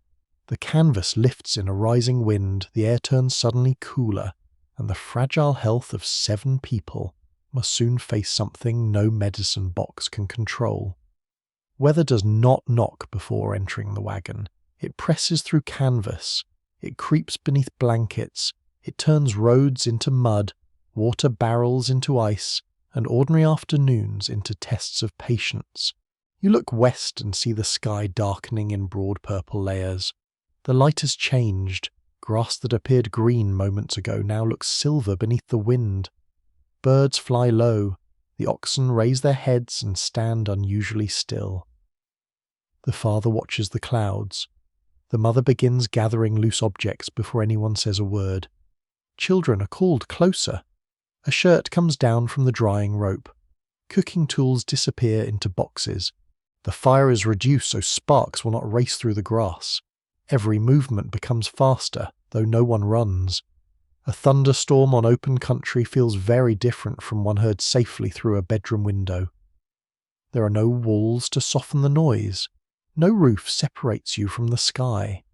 The horizon remains visible in every direction, and the storm seems to occupy the entire world. Lightning flashes inside the clouds. Several seconds pass.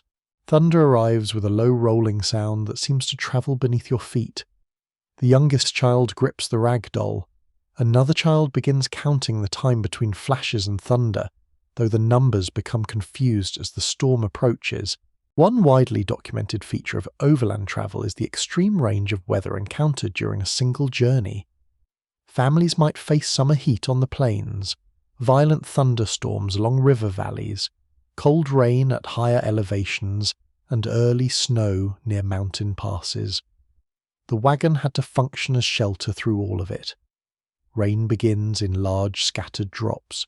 Each one strikes the canvas with a soft tap. Then the tapping becomes a steady roar. You climb inside with 2 of the children while the others crouch beneath the wagon or help secure the animals. Space disappears immediately. Wet clothing presses against blankets. Mud enters on boots.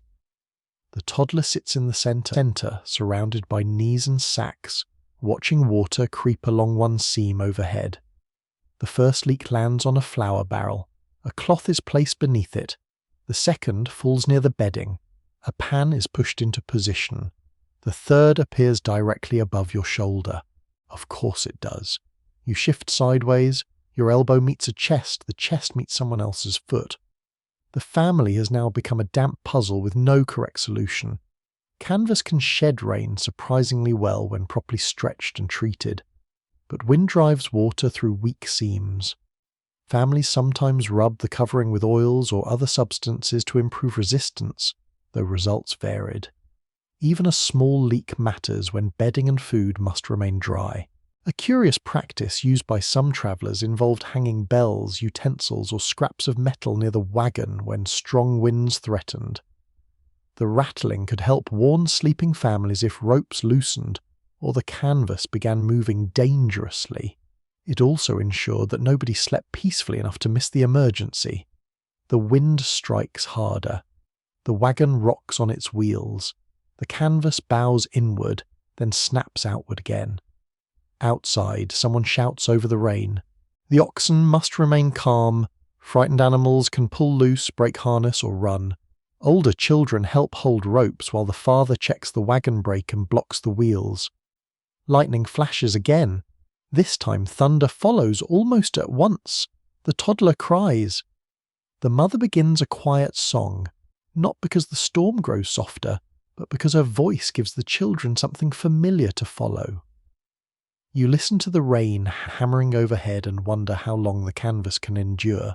Experts continue to disagree about how often severe weather alone forced wagon trains to stop compared with the mud, swollen rivers, and damaged equipment left afterward.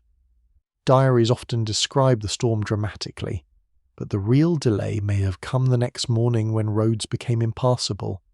For now, the immediate concern is staying dry enough to remain warm. Wet clothing steals heat quickly, blankets are passed around. The coughing child from yesterday sits near the middle, protected from drafts. The family speaks in short sentences. Move that sack, hold this corner, watch the lamp, keep the baby close. The storm lasts less than an hour, though time inside the wagon stretches strangely. Each minute carries another gust, another flash, another cup emptied beneath a leak. Then the thunder moves east. Rain weakens. The canvas continues dripping. Outside, the world smells newly washed. Wet grass, mud, wood smoke, animals. The air feels cool and clean, almost peaceful, until you step down and sink halfway to the ankle.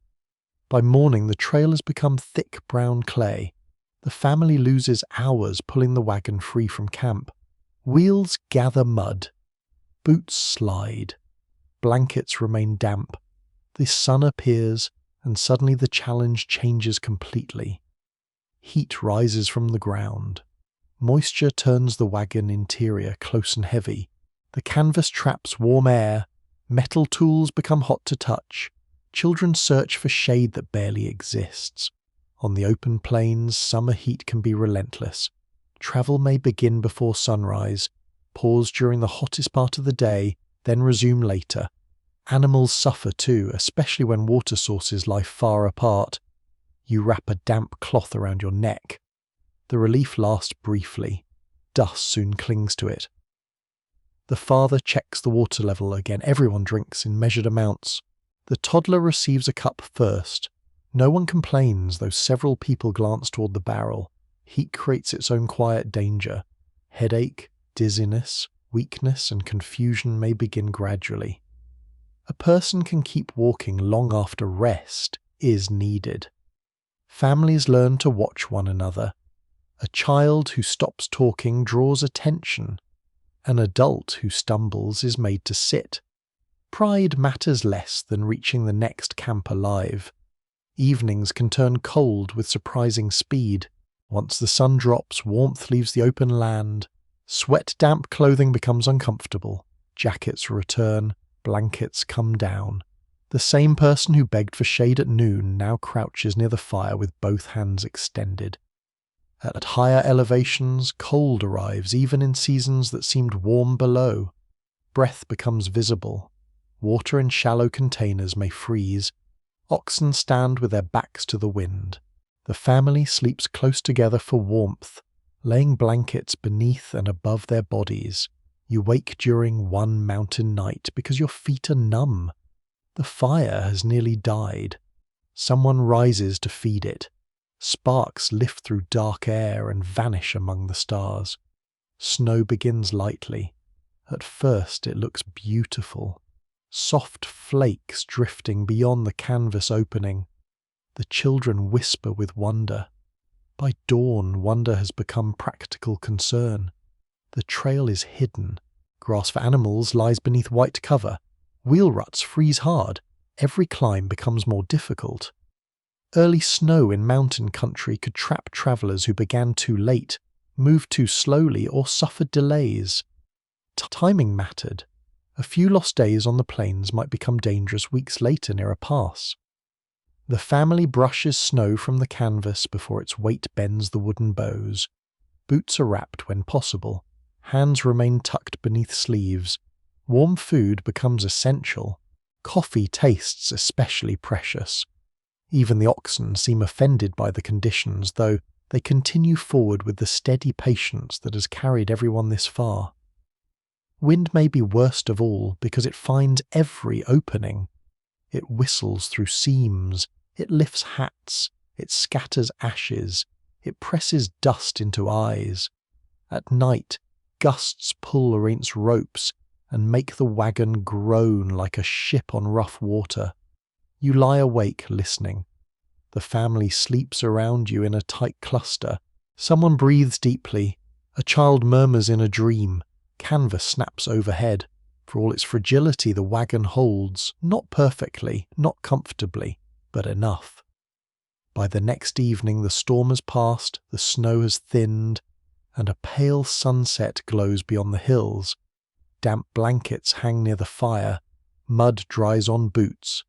The children sit close together, sharing a story while steam rises from a pot. Weather has entered the home without permission. It has soaked the bedding, shaken the canvas, scorched the skin, frozen the fingers, and slowed the road. Still 7 people remain beneath the same small shelter. And as darkness settles, the light of other campfires begins appearing nearby, each flame belonging to strangers who have endured the same sky and may offer company, gossip, trade, or trouble before the night is over. And as darkness settles, the light of other campfires begins appearing nearby, each flame belonging to strangers who have endured the same sky and may offer company, gossip, trade, or trouble before the night is over. You watch the nearest wagon approach at a slow angle across the grass. Its wheels make the same tired sounds as yours. Its canvas carries the same stains. Its animals lower their heads with the same exhausted patience. By the time the newcomers stop, no formal invitation is needed. A good campsite has water, grazing, level ground, and enough space for several families. People gather because practical needs pull them together. The first greetings are cautious. Names are exchanged. Origins are mentioned. Someone asks which route lies ahead. Someone else asks whether the creek water tastes safe. That question alone can create instant friendship. The new family includes a widowed mother, 2 sons, and a daughter close in age to your oldest child. They have been travelling with another group but fell behind after a wheel repair. Their faces show relief at finding company before full darkness. No one says this directly. Instead, they discuss the weather. People have always found weather useful when emotions feel too exposed.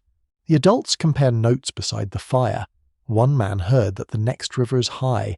Another traveller claims there is an easier crossing several miles upstream. A woman from a nearby wagon says the longer route leads through poor grazing. Every piece of information matters, every piece may also be wrong. Trail knowledge moves through rumour, memory, exaggeration, and genuine experience.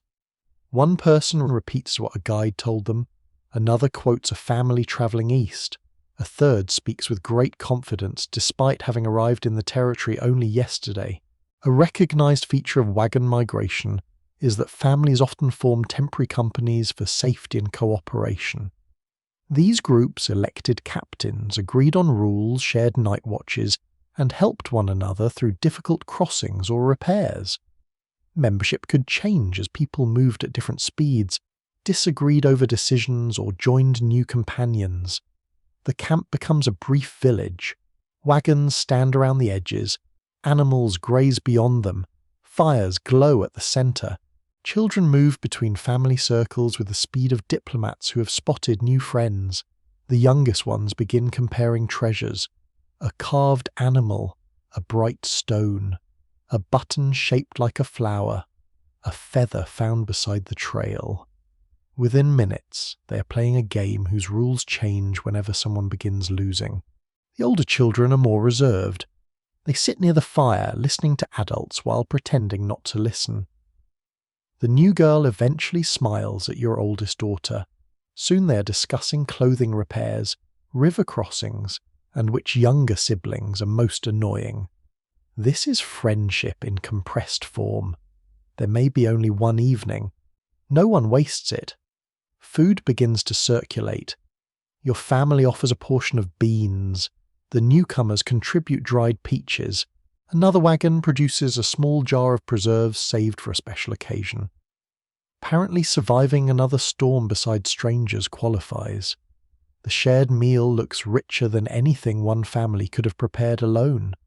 A little sweetness changes the mood. The toddler receives a piece of peach and immediately becomes loyal to the newcomers. Trade often begins with necessities: coffee for salt, needles for cloth, grease for a spare buckle, a few onions for medicine. Cash is useful near settlements, but on the open trail the value of an object depends on who needs it at that exact moment. A simple bolt may be worth more than silver if a wheel cannot move without it. A cup of flour may matter more than a decorative watch. A peculiar custom recorded in some emigrant reminiscences involved travellers leaving written notes at trail landmarks, tucked into cracks, tied to branches or marked on boards. These messages warned of bad water, reported illness, listed missing animals, or simply announced that a family had passed safely. The frontier occasionally operated like an enormous public notice board, although with more rain damage and considerably worse handwriting. One newcomer carries such a message. A family several days ahead reports that grass is scarce near the next major stop. The adults grow quiet. Animals need strength. A poor grazing area can weaken an entire train. Plans begin changing around the fire. Perhaps the company should rest here another day. Perhaps they should gather extra feed. Perhaps leaving before dawn would help them reach better ground sooner. Conversation becomes serious, but the camp still feels safer than isolation. Social historians continue to examine whether wagon companies functioned mainly through cooperation or through constant tension restrained by necessity. Diaries support both impressions. Families shared labour, food, nursing, and protection, yet they also quarrelled over pace, leadership, grazing, road priority, and how long to wait for anyone who fell behind. People remain people even beneath magnificent sunsets, especially when tired. You hear a disagreement near another fire. One traveller wants to leave early. Another insists an injured animal needs rest. Voices rise slightly, then soften when children glance over. The argument is not resolved. It is merely covered with politeness until morning. Songs begin later. Someone brings out a fiddle, scratched but carefully protected inside the wagon.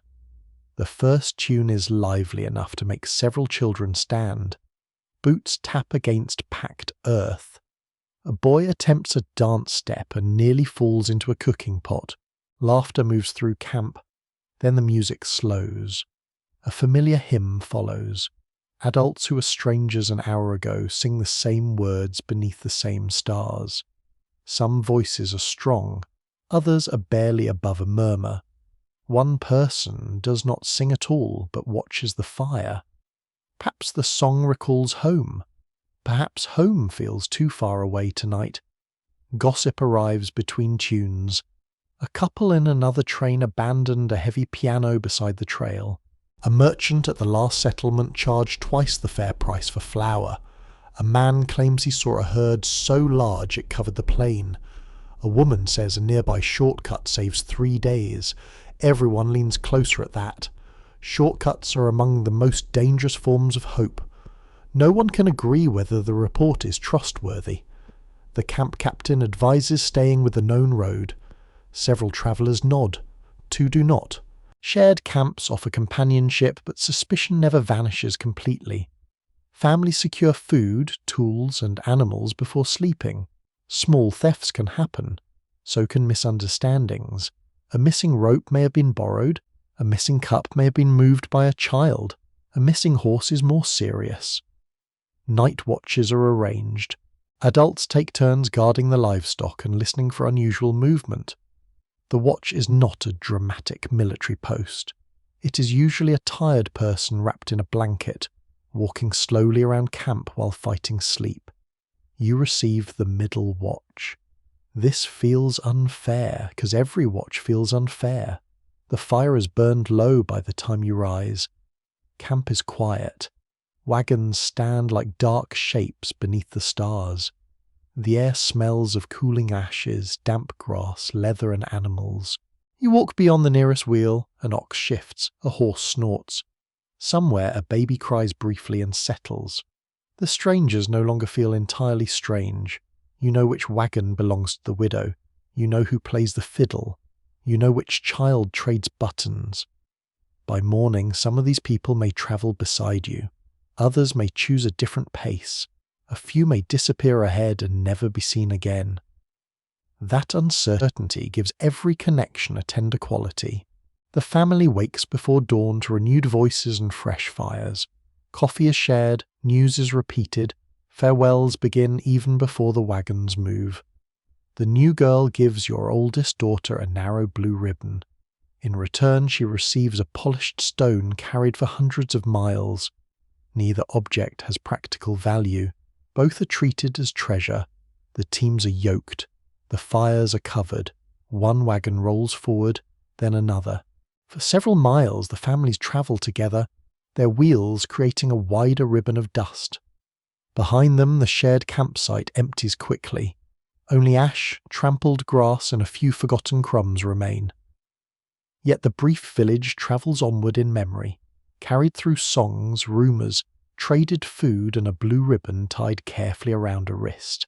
As evening approaches again, the wagons spread farther apart, and the open land beyond the fire begins to feel wider, darker, and less friendly than it did among strangers.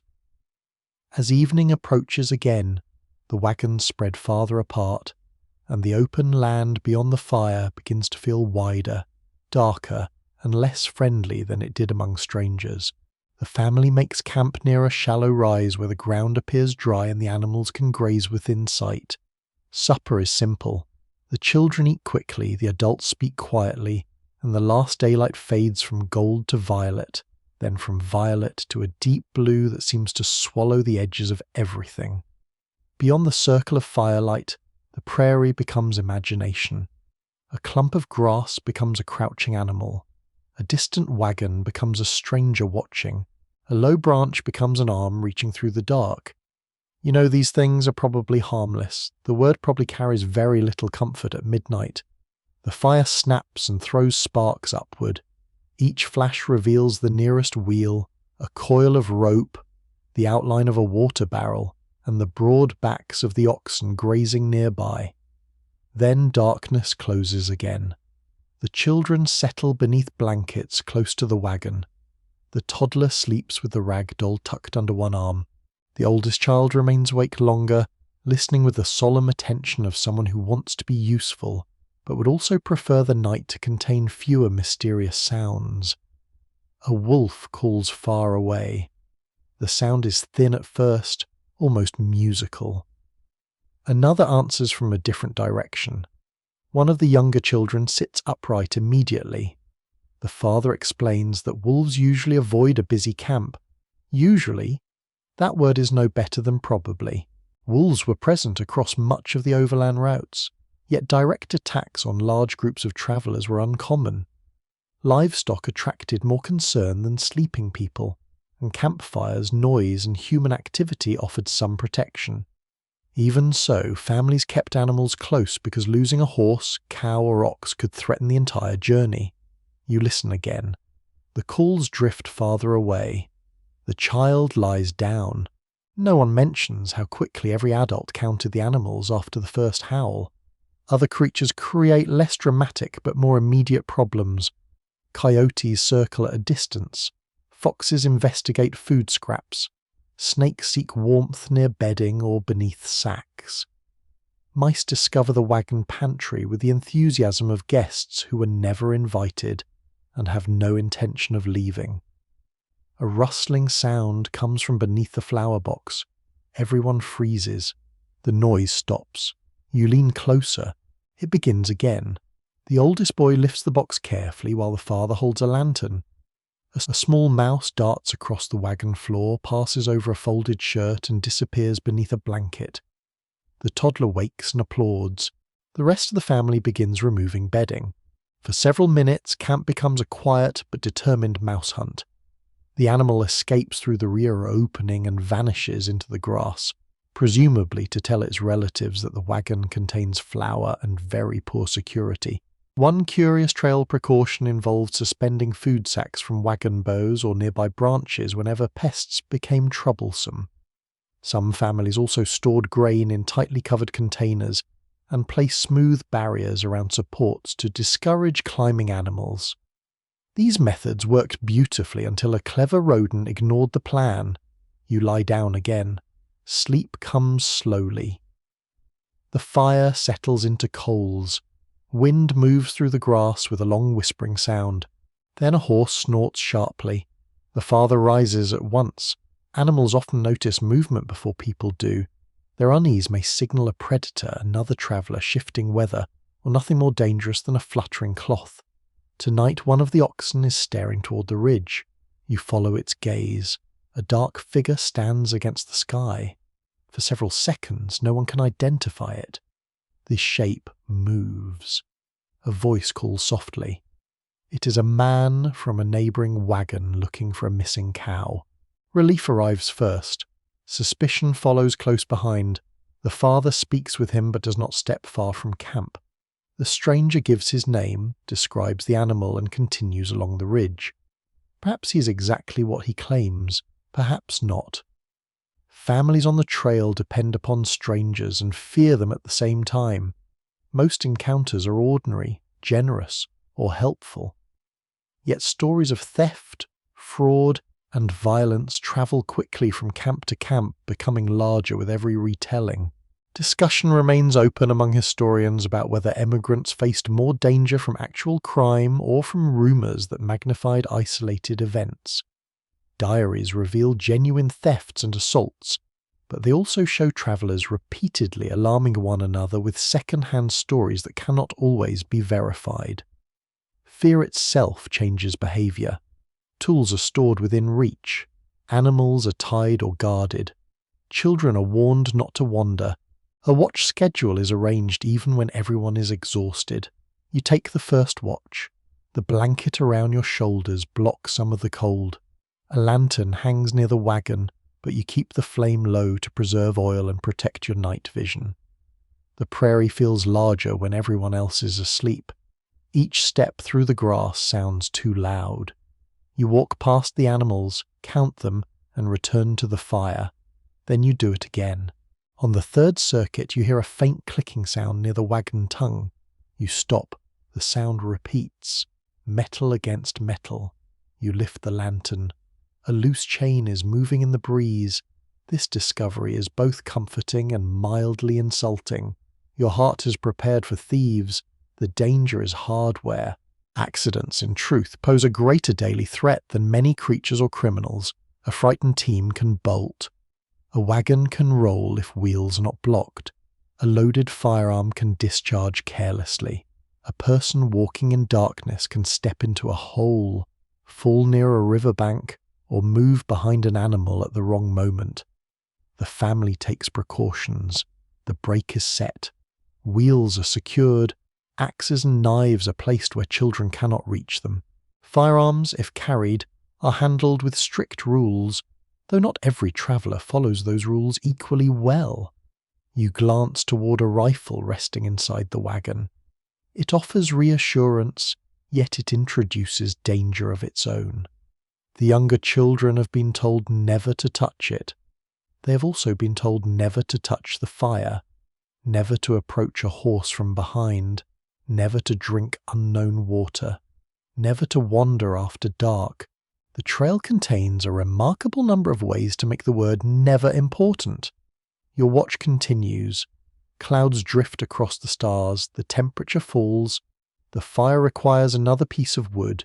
You place it carefully on the coals and watch a small flame grow along one edge. From somewhere beyond camp comes a sudden pounding sound. Hooves. Several animals lift their heads. The sound grows louder. For one alarming moment you imagine an entire herd rushing through the darkness. Then 3 loose cattle appear, moving fast but not wildly. They belong to another family camped farther down the trail.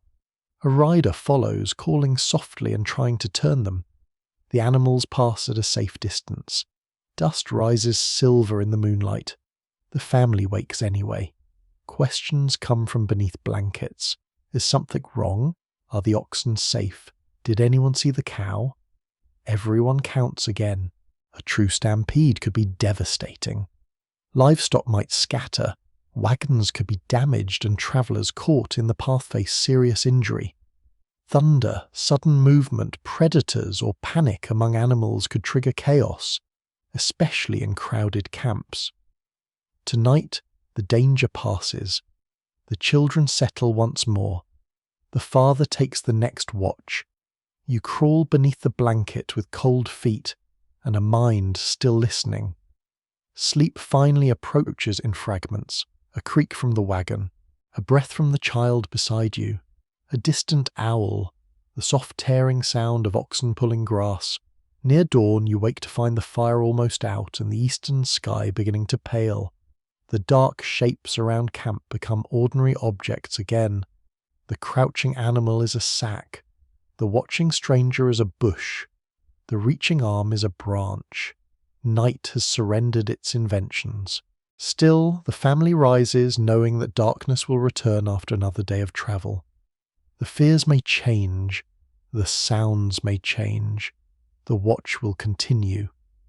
And beneath all those imagined dangers waits another quieter pressure, carried not by wolves or strangers, but by two exhausted parents trying to hold affection, patience, and 7 lives together on a road that offers almost no room to breathe. And beneath all those imagined dangers waits another quieter pressure, carried not by wolves or strangers, but by two exhausted parents trying to hold affection, patience, and 7 lives together on a road that offers almost no room to breathe. The strain appears first in small moments. A cup is packed in the wrong box. A child is allowed to wander too far. The firewood is damp. One parent believes the family should leave before sunrise. The other believes the coughing child needs another hour of rest. No one begins the morning intending to argue. Then the oxen are slow, the coffee is weak, and a wheel starts making a sound that nobody likes. You watch the mother knead dough beside the fire while the father tightens a chain beneath the wagon. They work only a few paces apart, yet each seems enclosed within a separate world of responsibilities. She keeps count of food, clothing, bedding, medicine, children, water, and the 1,000 small objects that prevent daily life from collapsing. He watches the route, livestock, wagon, weather, tools, and distance still ahead. These duties overlap constantly. So do their worries. Marriage on the trail is not divided into neat categories. A man may cook when his wife is ill. A woman may help repair harness or drive animals when necessary. Older children take over tasks when adults are exhausted. Survival rarely respects tidy household rules. Still, expectations follow the family from home. 19th century ideals often placed men in charge of property, travel decisions, and heavy outdoor labor, while women carried responsibility for cooking, cleaning, nursing, sewing, and childcare. On the trail, those traditional roles could become even more demanding because domestic work continued without a house, reliable water, or proper kitchen. You consider the Mother's Day. She wakes before dawn, she prepares food, she dresses the youngest children, she packs bedding, she walks beside the wagon, she watches for illness, she mends clothes during pauses, she gathers fuel when hands are short, she cooks again after sunset, then she settles frightened children while the wind shakes the canvas. Calling this merely housework would be rather like calling the ocean slightly damp. The father's burden is different, though not lighter. He judges the animal's strength. He decides when to stop. He helps choose river crossings. He repairs wheels and axles. He worries about money, food, weather, and whether every decision is leading the family toward safety or disaster. Confidence is expected from him even when certainty is impossible. That expectation can become a lonely form of pressure. You hear their disagreement beside the wagon one afternoon. A dark line of clouds is forming in the west. The father wants to continue another 5 miles to reach better grass. The mother points out that the youngest child is tired and the current ground is already dry. He says the animals need stronger grazing. She says the children need rest. Both are correct.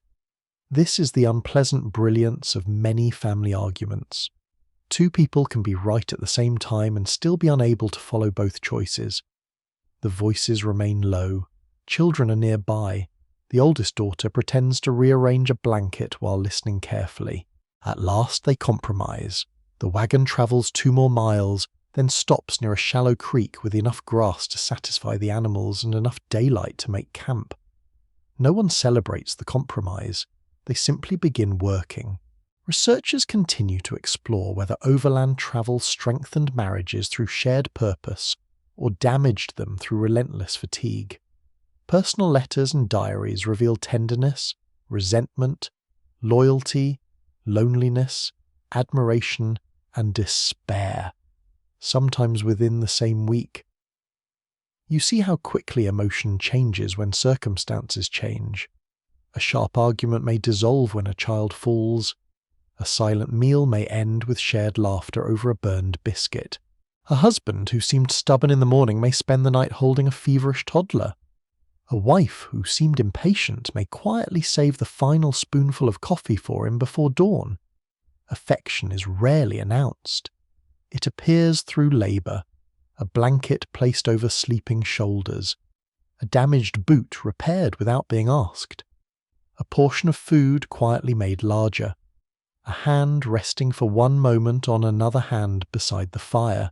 The trail strips romance of decoration and leaves behind practical tenderness. There are no candlelit dinners unless the candle is also being used to inspect a wagon bolt. There are no private walks unless both people are searching for a missing ox. There are no peaceful evenings unless every child, animal, tool and weather system agrees to cooperate, which they seldom do. One unusual observation in emigrant recollections concerns the language couples used when writing diaries or letters. Some spouses recorded arguments indirectly, noting that a decision was unwise or that someone was in poor spirits, rather than describing the full disagreement. Politeness often covered frustration like canvas over a crowded wagon. You imagine the unwritten version. He insisted. She refused. He sighed. She packed the pan with unusual force. The pan survived. Barely. Exhaustion magnifies everything. A misplaced spoon feels personal. A child's complaint feels endless. A delayed departure feels like accusation. After weeks without privacy, even another person's chewing may become an event of historic importance. You sit near the fire while the parents speak quietly after the children have fallen asleep.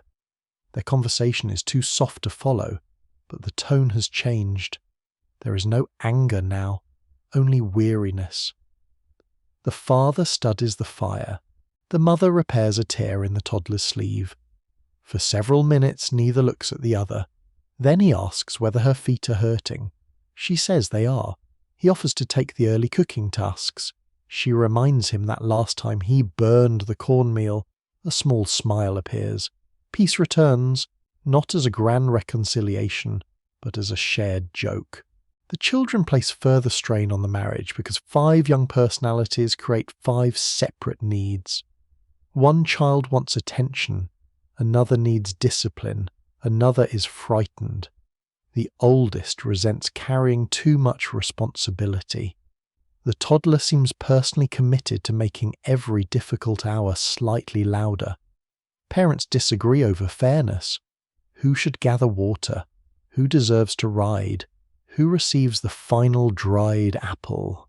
Was that punishment too harsh? Was that warning ignored? The questions arrive daily. The answers must be made in public. There is nowhere to close a door and discuss them privately. The oldest children notice every difference between their parents. They learn which one is more likely to permit a ride in the wagon, which one guards the sugar, and which one can be persuaded by an especially tragic expression. This ancient childhood science flourishes even on the frontier, yet the children also become witnesses to cooperation. They see adults divide work. They watch apologies happen. They learn that fear can be spoken quietly. They discover that a family may disagree and still move in the same direction. Hardship can produce cruelty, but it can also reveal patience that ordinary life never requires. One evening the mother becomes too tired to eat. She sits against a wheel, eyes closed, while supper cools beside her. The father notices. Without comment he serves the children, washes the pot and sends the oldest to prepare bedding. His methods are imperfect. The bowls receive unequal portions. The toddler wears part of the meal. The pot is not especially clean. Still, the work is done. Later, the mother wakes beneath a blanket she does not remember pulling around herself. The road demands these exchanges. No one can remain strong every day. Marriage becomes less about fixed roles and more about taking weight when the other person begins to bend. Morning arrives again. The couple rises before the children. They speak about the route ahead. A river crossing waits within the next day or two. Reports are uncertain. One traveller says the water is low. Another claims a wagon overturned there yesterday. The father wants to inspect it before deciding. The mother agrees, then asks whether the flour has been secured against water. Their worries join. The family begins packing. Whatever tension remains is folded into blankets, tied beside tools and carried forward. You walk near the rear wheel while the parents move on opposite sides of the wagon. They cannot always see one another through the canvas and cargo, yet both keep pace with the same slow team. That may be the clearest picture of their marriage. Two tired people carrying different burdens beside one shared home, sometimes arguing over the path, sometimes reaching through the dust to steady each other, and always moving toward the next hard choice waiting beyond the bend. Two tired people carry different burdens beside one shared home, sometimes arguing over the path, sometimes reaching through the dust to steady each other, and always moving toward the next hard choice waiting beyond the bend. The river appears by late morning. At first you hear it. A low rushing sound rises beyond the cottonwoods, steady and deep. Then the trail descends, the trees open, and water fills the view from bank to bank. It is wider than anyone hoped. Brown current folds around rocks and broken branches. Sunlight flashes across the surface, bright enough to disguise the speed beneath it. Several wagons wait near the shore while travellers stand with hands on hips, studying the crossing as though staring harder might make the river shallower. The family stops. The oxen lower their heads. No one begins unloading yet. First comes inspection. The father walks upstream with two other men carrying a long pole.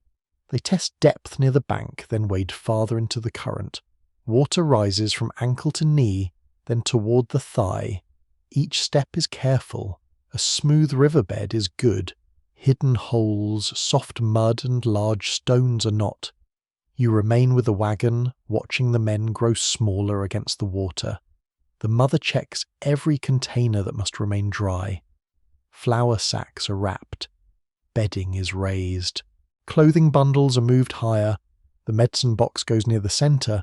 The toddler senses unusual activity and becomes excited, which is exactly the emotional state nobody wants near a dangerous crossing. River crossings were among the most feared and technically difficult parts of overland travel. Depending on depth and current, families might ford directly, use ferries, float wagon beds, build rafts, or wait for water to fall. A bad decision could cost animals, supplies, equipment, or lives. Today the water is judged possible, but not easy. The wagon bed must be prepared. Seams are checked, ropes are tightened, loose objects are removed. Some families caulked wagon boxes with pitch or cloth so they could float briefly in deeper water. This technique sounds impressive until you remember that the floating object contains flour, children, blankets, and nearly everything the family owns. A small ferry operates downstream, but the fee is high and the queue long. The father considers it. The mother asks how much money remains. Silence follows. Money saved now may be needed later for food, repairs, or tolls. Safety has a price. So does poverty. The decision is made to ford with help from another family. Two teams will be used together. Ropes will guide the wagon. The youngest children will cross separately on horseback with an experienced rider. The oldest children will walk only where the water remains shallow. Nobody looks pleased. That is often a sign of a sensible plan. A strange but practical river custom involved tying empty barrels, sealed boxes, or bundles of reeds to wagon beds for extra buoyancy. Travellers used whatever materials were available. The frontier did not demand elegance. It demanded that the flour remain above water. You step into the river beside the led team. Cold closes around your boots immediately. The current presses against your legs with far more force than expected. The oxen lean forward. Chains draw tight. The wagon rolls from the bank with a wooden groan. Water reaches the hubs, then the wagon bed. The canvas trembles. Someone shouts instructions. You grip a rope and move sideways, feeling stones shift beneath your feet. One ox slips, catches itself, and continues. The wagon tilts toward a deeper channel. For one long moment, the entire load seems to hesitate between floating and falling. Then the second team pulls harder. The wheels rise over a hidden ridge. The wagon straightens. Everyone breathes again. On the far bank, mud creates a final insult. The wheels sink just as safety appears close. Adults push from behind. The oxen strain. Water and mud cover clothing to the waist. The wagon climbs out with a sudden jerk. A cooking pan falls from the rear. One child catches it before it slides back into the river. This achievement earns more praise than many formal accomplishments. Once all 7 family members stand on the same bank, the mother counts them anyway. Then she counts the food bundles, then the animals. Relief arrives slowly, piece by piece. Researchers remain divided over whether river accidents were more often caused by poor judgment, inadequate preparation, changing water conditions, or pressure from impatient wagon companies. Surviving accounts suggest all 4 could combine within a single disastrous crossing. The family has escaped the river, but the road offers no long celebration. 2 days later, the wagon begins leaning. At first, the angle is slight. Then one wheel produces a hard knock with every turn. The father stops the team and crouches beside the axle. A crack runs through part of the wooden hub. No town lies nearby. No replacement wheel waits beneath the canvas. The family unloads nearly half the wagon to reduce weight. Sacks, chests, blankets, and tools spread across the grass. The travelling household becomes a small yard sale where nothing is actually for sale, and everyone is too tired to browse. The damaged wheel is removed. A nearby tree provides wood for a temporary brace. Iron straps are heated in the fire and adjusted. Another traveller offers nails, a third lends a hammer. Hours pass. Children sit in the shade. The toddler naps beside the flower. The mother watches the sky because repair time is also weather time. By evening the wheel turns again, but the fix may not last. This creates the hardest question yet. What can be abandoned?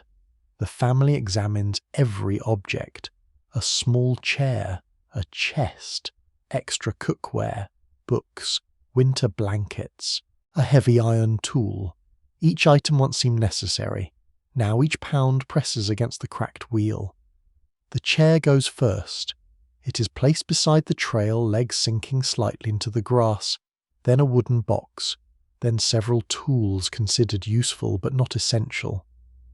The oldest daughter holds a framed picture wrapped in cloth. It is not heavy. It stays. The father looks at the cast-iron stove they insisted on bringing from home. It has barely been used. Open fires proved simpler, yet abandoning it feels like admitting that the imagined future was wrong. At last the stove is left beneath a tree. The wagon rises slightly when its weight disappears. Across many western trails, emigrants discarded furniture, stoves, trunks, books, tools, and personal treasures when terrain or exhausted animals forced lighter loads. Later travellers described roadsides scattered with objects that had once represented comfort, status, or home. You look back at the stove. It grows smaller. Soon grass hides it. The family continues toward rising ground where the trail becomes steep and narrow. Oxen lean into the grade. Everyone who can walk does so. Ropes are attached to help prevent the wagon from sliding backward. Going down is worse. Wheels must be locked or dragged. A chain wrapped around a wheel creates friction. People hold ropes from behind. The wagon descends slowly, shuddering with each movement. One wrong shift could pull animals and people downhill together. At the bottom, the family stops without speaking. Hands shake from effort. The cracked wheel still holds. An ox has developed a sore shoulder. The food supply is lighter. The chair and stove are gone. Yet everyone remains present. That becomes the measure of success. Not arriving with every possession. Not preserving every plan. Simply keeping 7 people together while circumstances strip away what cannot be carried. As dusk gathers, the mother unwraps the frame picture and checks the glass. It has survived. The oldest child places it back inside the wagon with unusual care. The father sits on the ground because there is no longer a chair. For a moment, this seems almost funny. Then it truly becomes funny. The family laughs quietly beside the repaired wheel, muddy boots, tired animals, and the empty place where a little more comfort used to be. What remains matters more now. Food, water, tools, blankets, the picture, the rag doll, each other. And as the fire begins to glow, the family turns toward the small comforts that have somehow survived every crossing, breakdown, sacrifice, and hard decision. And as the fire begins to glow, the family turns toward the small comforts that have somehow survived every crossing, breakdown, sacrifice, and hard decision. The framed picture returns to its place beneath the canvas. The rag doll rests beside the toddler. The blue ribbon from the shared camp is tied carefully around the oldest daughter's wrist. None of these objects helps pull the wagon. None feeds an ox or repairs a wheel. Yet nobody suggests leaving them beside the road. Practical value has limits. A family also needs reasons to remain itself. You sit near the fire while the evening cools around you. Supper is finished. The beans were ordinary, the biscuits slightly burned, and the coffee weak enough to encourage philosophical reflection rather than wakefulness. Still, everyone has eaten. The father reaches into the wagon and brings out a small book. It is a Bible, worn along the spine and softened at the corners by many hands. He opens it carefully, not because the object is fragile, but because the ritual deserves attention. For countless emigrant families, religious practice offered structure during uncertain journeys. Sundays might bring prayer, scripture reading, hymns, or a pause from travel when weather and necessity allowed. Faith could provide comfort, community, and a way to interpret suffering that otherwise seemed random. The family listens as he reads. The youngest children understand only fragments. The oldest recognize familiar passages. The mother keeps mending a shirt while the words move quietly through the firelight. A wagon creaks in the cooling air. An ox pulls grass nearby. Above you, stars appear one by one. For a few minutes, the trail becomes almost still. Prayer is not the only ritual that survives. Birthdays are remembered. Perhaps there is no cake, but a little extra sugar can sweeten bread. Perhaps a child receives the largest dried apple. Perhaps the family sings. A ribbon may be given. A story may be told about the day the child was born. These gestures cost almost nothing, which is useful because almost nothing is often the available budget. You imagine a birthday celebrated beside a riverbank. The mother saves a spoonful of molasses. The oldest daughter mixes it into a small flour cake. One side burns. The middle remains dense. The birthday child eats every bite with great seriousness. No grand table is needed. Recognition itself becomes the gift. One charming detail preserved in several pioneer memories is that children sometimes made tiny dolls from corn husks, scraps of cloth, or bits of yarn. Faces might be drawn with charcoal. A twig could become an arm. The result rarely looked elegant, but elegance has never been required for affection. The toddler's rag doll receives a new companion made from folded cloth. The new doll has no proper face because the charcoal smears. This seems not to trouble the toddler. The two dolls are introduced to one another and immediately placed to sleep beneath a handkerchief. Music brings another kind of comfort. The fiddle from the shared camp is gone, carried by strangers along another stretch of trail, but your family still has voices. Someone begins a familiar song while stirring the fire. The first verse is soft, the second grows stronger. Even the father joins, though he sings slightly behind everyone else. Children know the repeated lines and add them with confidence. The open land carries the sound farther than expected. A song learned in a distant kitchen now drifts above unfamiliar grass. That continuity matters. The road changes everything visible. Songs keep something invisible unchanged. Researchers still disagree about whether emigrant music mainly reinforced religious identity, eased labour, entertained children, or helped travellers preserve regional and family traditions. The most sensible answer may be that one song could perform all those tasks before the final note faded. Stories serve the same purpose. After the singing ends, the mother tells a tale about her own childhood. It concerns a stubborn cow, a broken fence, and an uncle who attempted to solve the problem while wearing his best trousers. The children know the story already. They ask for it anyway. Familiar stories are not valued for surprise. They are valued because everyone knows when to laugh. You watch the younger boy grin before the funny part arrives. The oldest daughter corrects one detail. The father claims the uncle's trousers were blue, not brown. The mother says he was not present and therefore has no authority. The argument is gentle.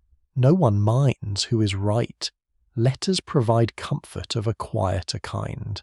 At a settlement, the family may receive news forwarded from home or send a letter east. Paper is precious, postage uncertain and delivery slow. A message written today may not reach familiar hands for weeks or months. You sit beside the wagon while the mother writes. The page rests on a wooden box. Her script wavers whenever the wind lifts the corner. She describes the river crossing, though perhaps not the worst moment. She reports that the children are well, which is true today. She mentions the cracked wheel, the lost stove, the beautiful evening sky. What should she leave out? How much fear should travel home? How much hope should be preserved? Letters from emigrants often balanced honesty with reassurance. Writers described weather, distance, prices, illness, scenery, and family news, yet they sometimes softened hardship to avoid alarming relatives or to justify the decision to migrate. The father adds a few lines. The oldest daughter writes her name. A younger child draws something intended to be an ox, but resembling a disappointed potato. The drawing remains.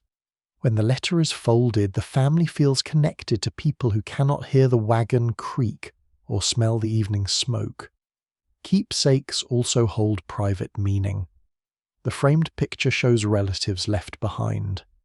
A lock of hair rests inside a small envelope. A wedding ribbon remains folded in cloth. The mother owns a brooch she rarely wears because there is nowhere suitable to wear it.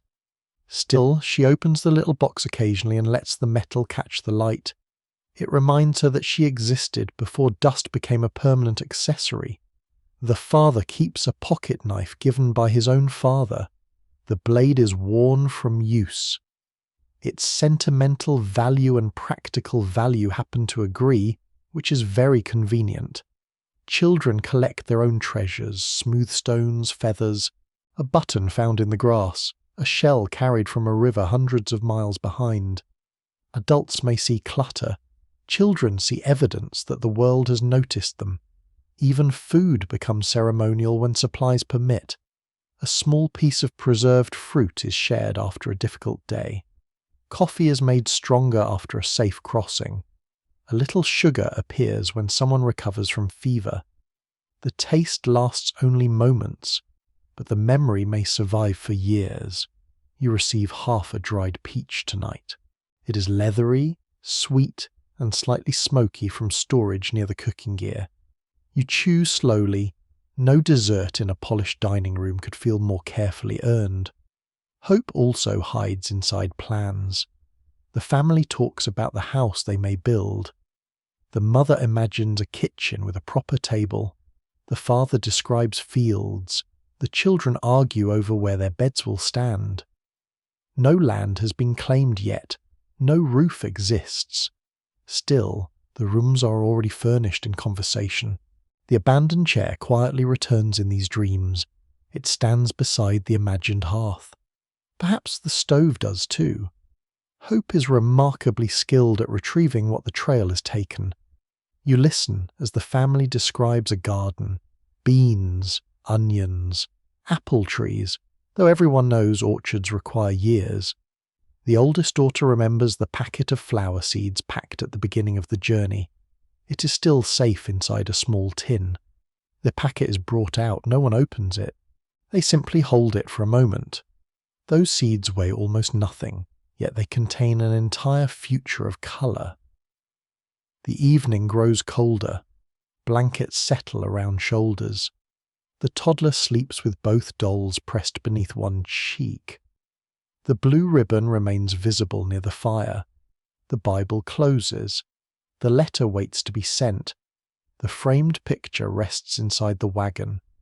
Around you, the family has built a home from rituals rather than walls. A song becomes a ceiling. A story becomes a chair. A letter becomes a road leading backward. A packet of seeds becomes a window looking forward. Tomorrow will demand more walking, more repairs, and more patience. The wheel may fail again. The animals may weaken. The destination may not resemble the place imagined around this fire. But tonight small comforts hold the 7 lives together. And when the final stretch of the journey begins, these modest treasures will travel with the family toward one last camp, one uncertain arrival, and the quiet moment when the wagon finally stops being home.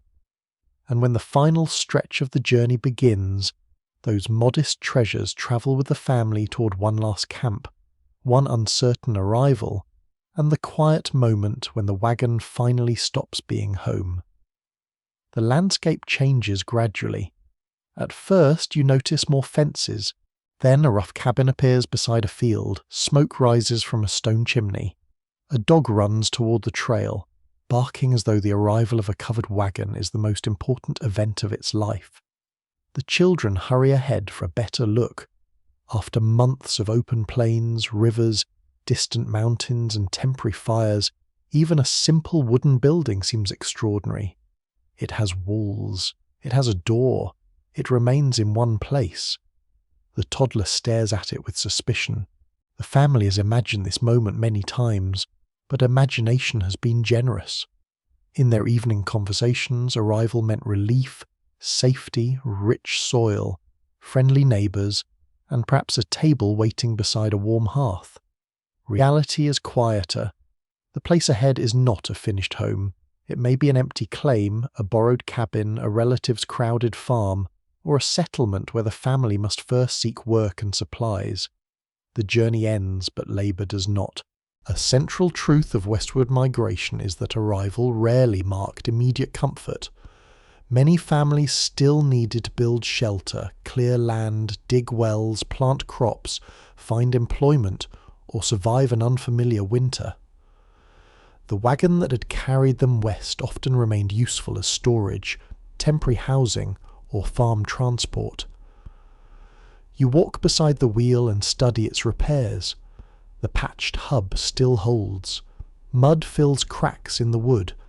The iron rim bears scratches from stone. One section of canvas is darker where rain repeatedly found a weak seam. The wagon looks tired because it is tired.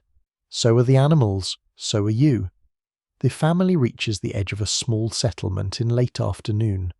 A few buildings stand along a wide track of packed earth. There is a general store, a blacksmith shed, several houses, and a stable that smells strongly of hay and horses. People turn to look. New arrivals are common enough, yet every family brings news, questions, and possible business. A shopkeeper asks where you came from. The father gives the name of a place that now feels almost imaginary. Someone asks about river conditions. Another person wants to know whether a certain wagon company is several days behind. Information continues moving east and west through ordinary conversation. The mother steps down near the store and smooths her dress. The fabric is faded. The hem carries permanent stains. One sleeve bears a patch made weeks ago beside a stream. She suddenly seems aware of every mark. Then the shopkeeper's wife smiles and welcomes her without judgment. Perhaps she arrived in similar clothing years earlier. Perhaps she remembers the feeling of standing among fixed buildings while still carrying the dust of the road. The children gather near a barrel of apples. They stare. Fresh apples. Round, bright, fragrant apples. The smell alone feels extravagant. The father asks the price, hesitates, then buys 2. 7 people share them. Each apple is cut into careful pieces. Juice runs over the toddler's fingers. No one has tasted anything so crisp in months. One delightful detail in several emigrant memories is the almost ceremonial excitement surrounding fresh produce at journey's end. Milk, apples, potatoes, or warm bread could seem more luxurious than expensive goods after a long diet of dried staples. You bite into your small piece. Sweetness fills your mouth. For a moment nobody speaks. The blue ribbon is still tied around the oldest daughter's wrist. The rag doll watches from beneath one arm. The packet of flower seeds remains inside its tin. The family has not arrived with everything it carried from home. The chair is gone. The stove rests beneath a distant tree. Tools were discarded. Clothing wore thin. Food disappeared one measured cup at a time. Yet the items that remain feel chosen now, even when chance made the choice. The family continues beyond the settlement toward the land where they will stay. The route follows a narrower track between fields and low trees. Evening light rests gently on the grass. The destination is a small cabin belonging to relatives who arrived earlier. It has 1 room. 7 travelers will join 4 people already living there. After months inside a wagon, the arrangement sounds almost spacious. Almost. The relatives come outside before the wagon stops. Greetings begin awkwardly, then become embraces. Names are repeated for children too young to remember one another. Questions arrive all at once. How was the crossing? Who did you meet? Did anyone fall ill? What happened to the stove? The father looks at the mother. She begins laughing. Soon everyone is laughing, even though the loss did not seem funny when it happened. Distance has already begun changing the story. Analysts of migration narratives continue to differ on how quickly travelers transformed hardship into family legend. Some journals preserve exhaustion and regret with striking honesty, while later recollections often emphasize courage, humor, and adventure. Memory may polish the sharpest stones, though it rarely removes them entirely. The wagon is pulled beside the cabin for one final night. There is no time to unload everything before dark. The family could sleep inside with the relatives, but the room is crowded and warm. The older children ask to remain near the wagon. It feels familiar. One last campfire is made, not because it is necessary, because ending a ritual too suddenly feels wrong. The Dutch oven rests near the coals. Coffee warms in the pot. Fresh bread from the settlement is passed around. It is soft enough to tear without effort. The younger boy presses it between his fingers, amazed that bread can behave this way. The family eats beneath the darkening sky. Voices from the cabin drift through the open door. Crickets sound in the grass.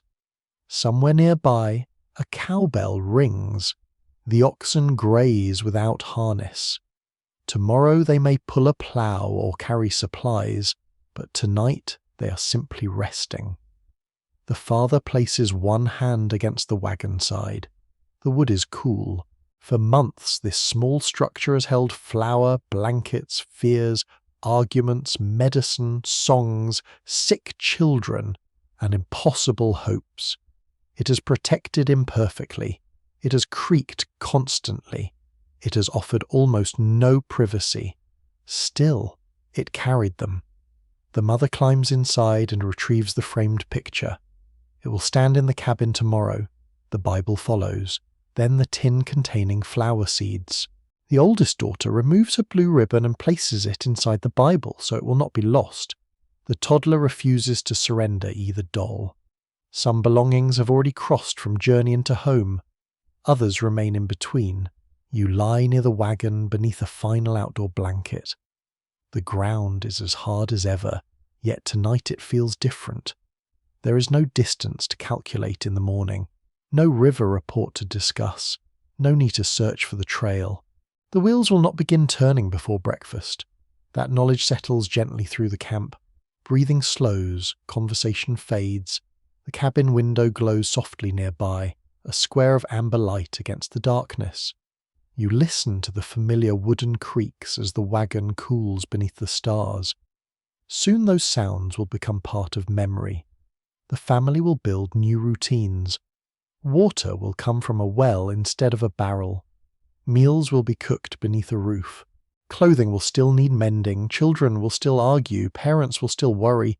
Daily life will not become easy, only rooted. And now the final fire lowers, each flame folding inward until only a soft red glow remains. The road behind you stretches away through darkness, across every dusty mile, every muddy crossing, every cold morning, and every camp where 7 tired people found enough courage to rise again. You do not need to walk it now. The wagon is still. The animals are quiet. The canvas moves only slightly in the evening breeze. Inside the cabin, a bed waits. Perhaps crowded, perhaps rough, but sheltered by walls that will remain through the night. Let your shoulders soften. Let the creaking wheels fade from your thoughts. The dust settles gently over the empty track, covering footprints, hoof marks, and narrow wheel ruts, until the land becomes calm once more. The mother carries the sleeping toddler toward the doorway. The father follows with the Bible and the little tin of seeds. One by one, the children disappear into the warm light. You remain beside the wagon for one final breath of cool night air. Above you, the stars rest exactly where they rested during every uncertain mile. Nothing is rushing now. Nothing needs repairing. There is only the whisper of grass, the distant sound of water, and the comforting stillness of a journey completed. You close your eyes. The last campfire dims. The wagon rests beneath the quiet sky. And in the soft silence of this new home, 7 lives settle gently into sleep, sweet dreams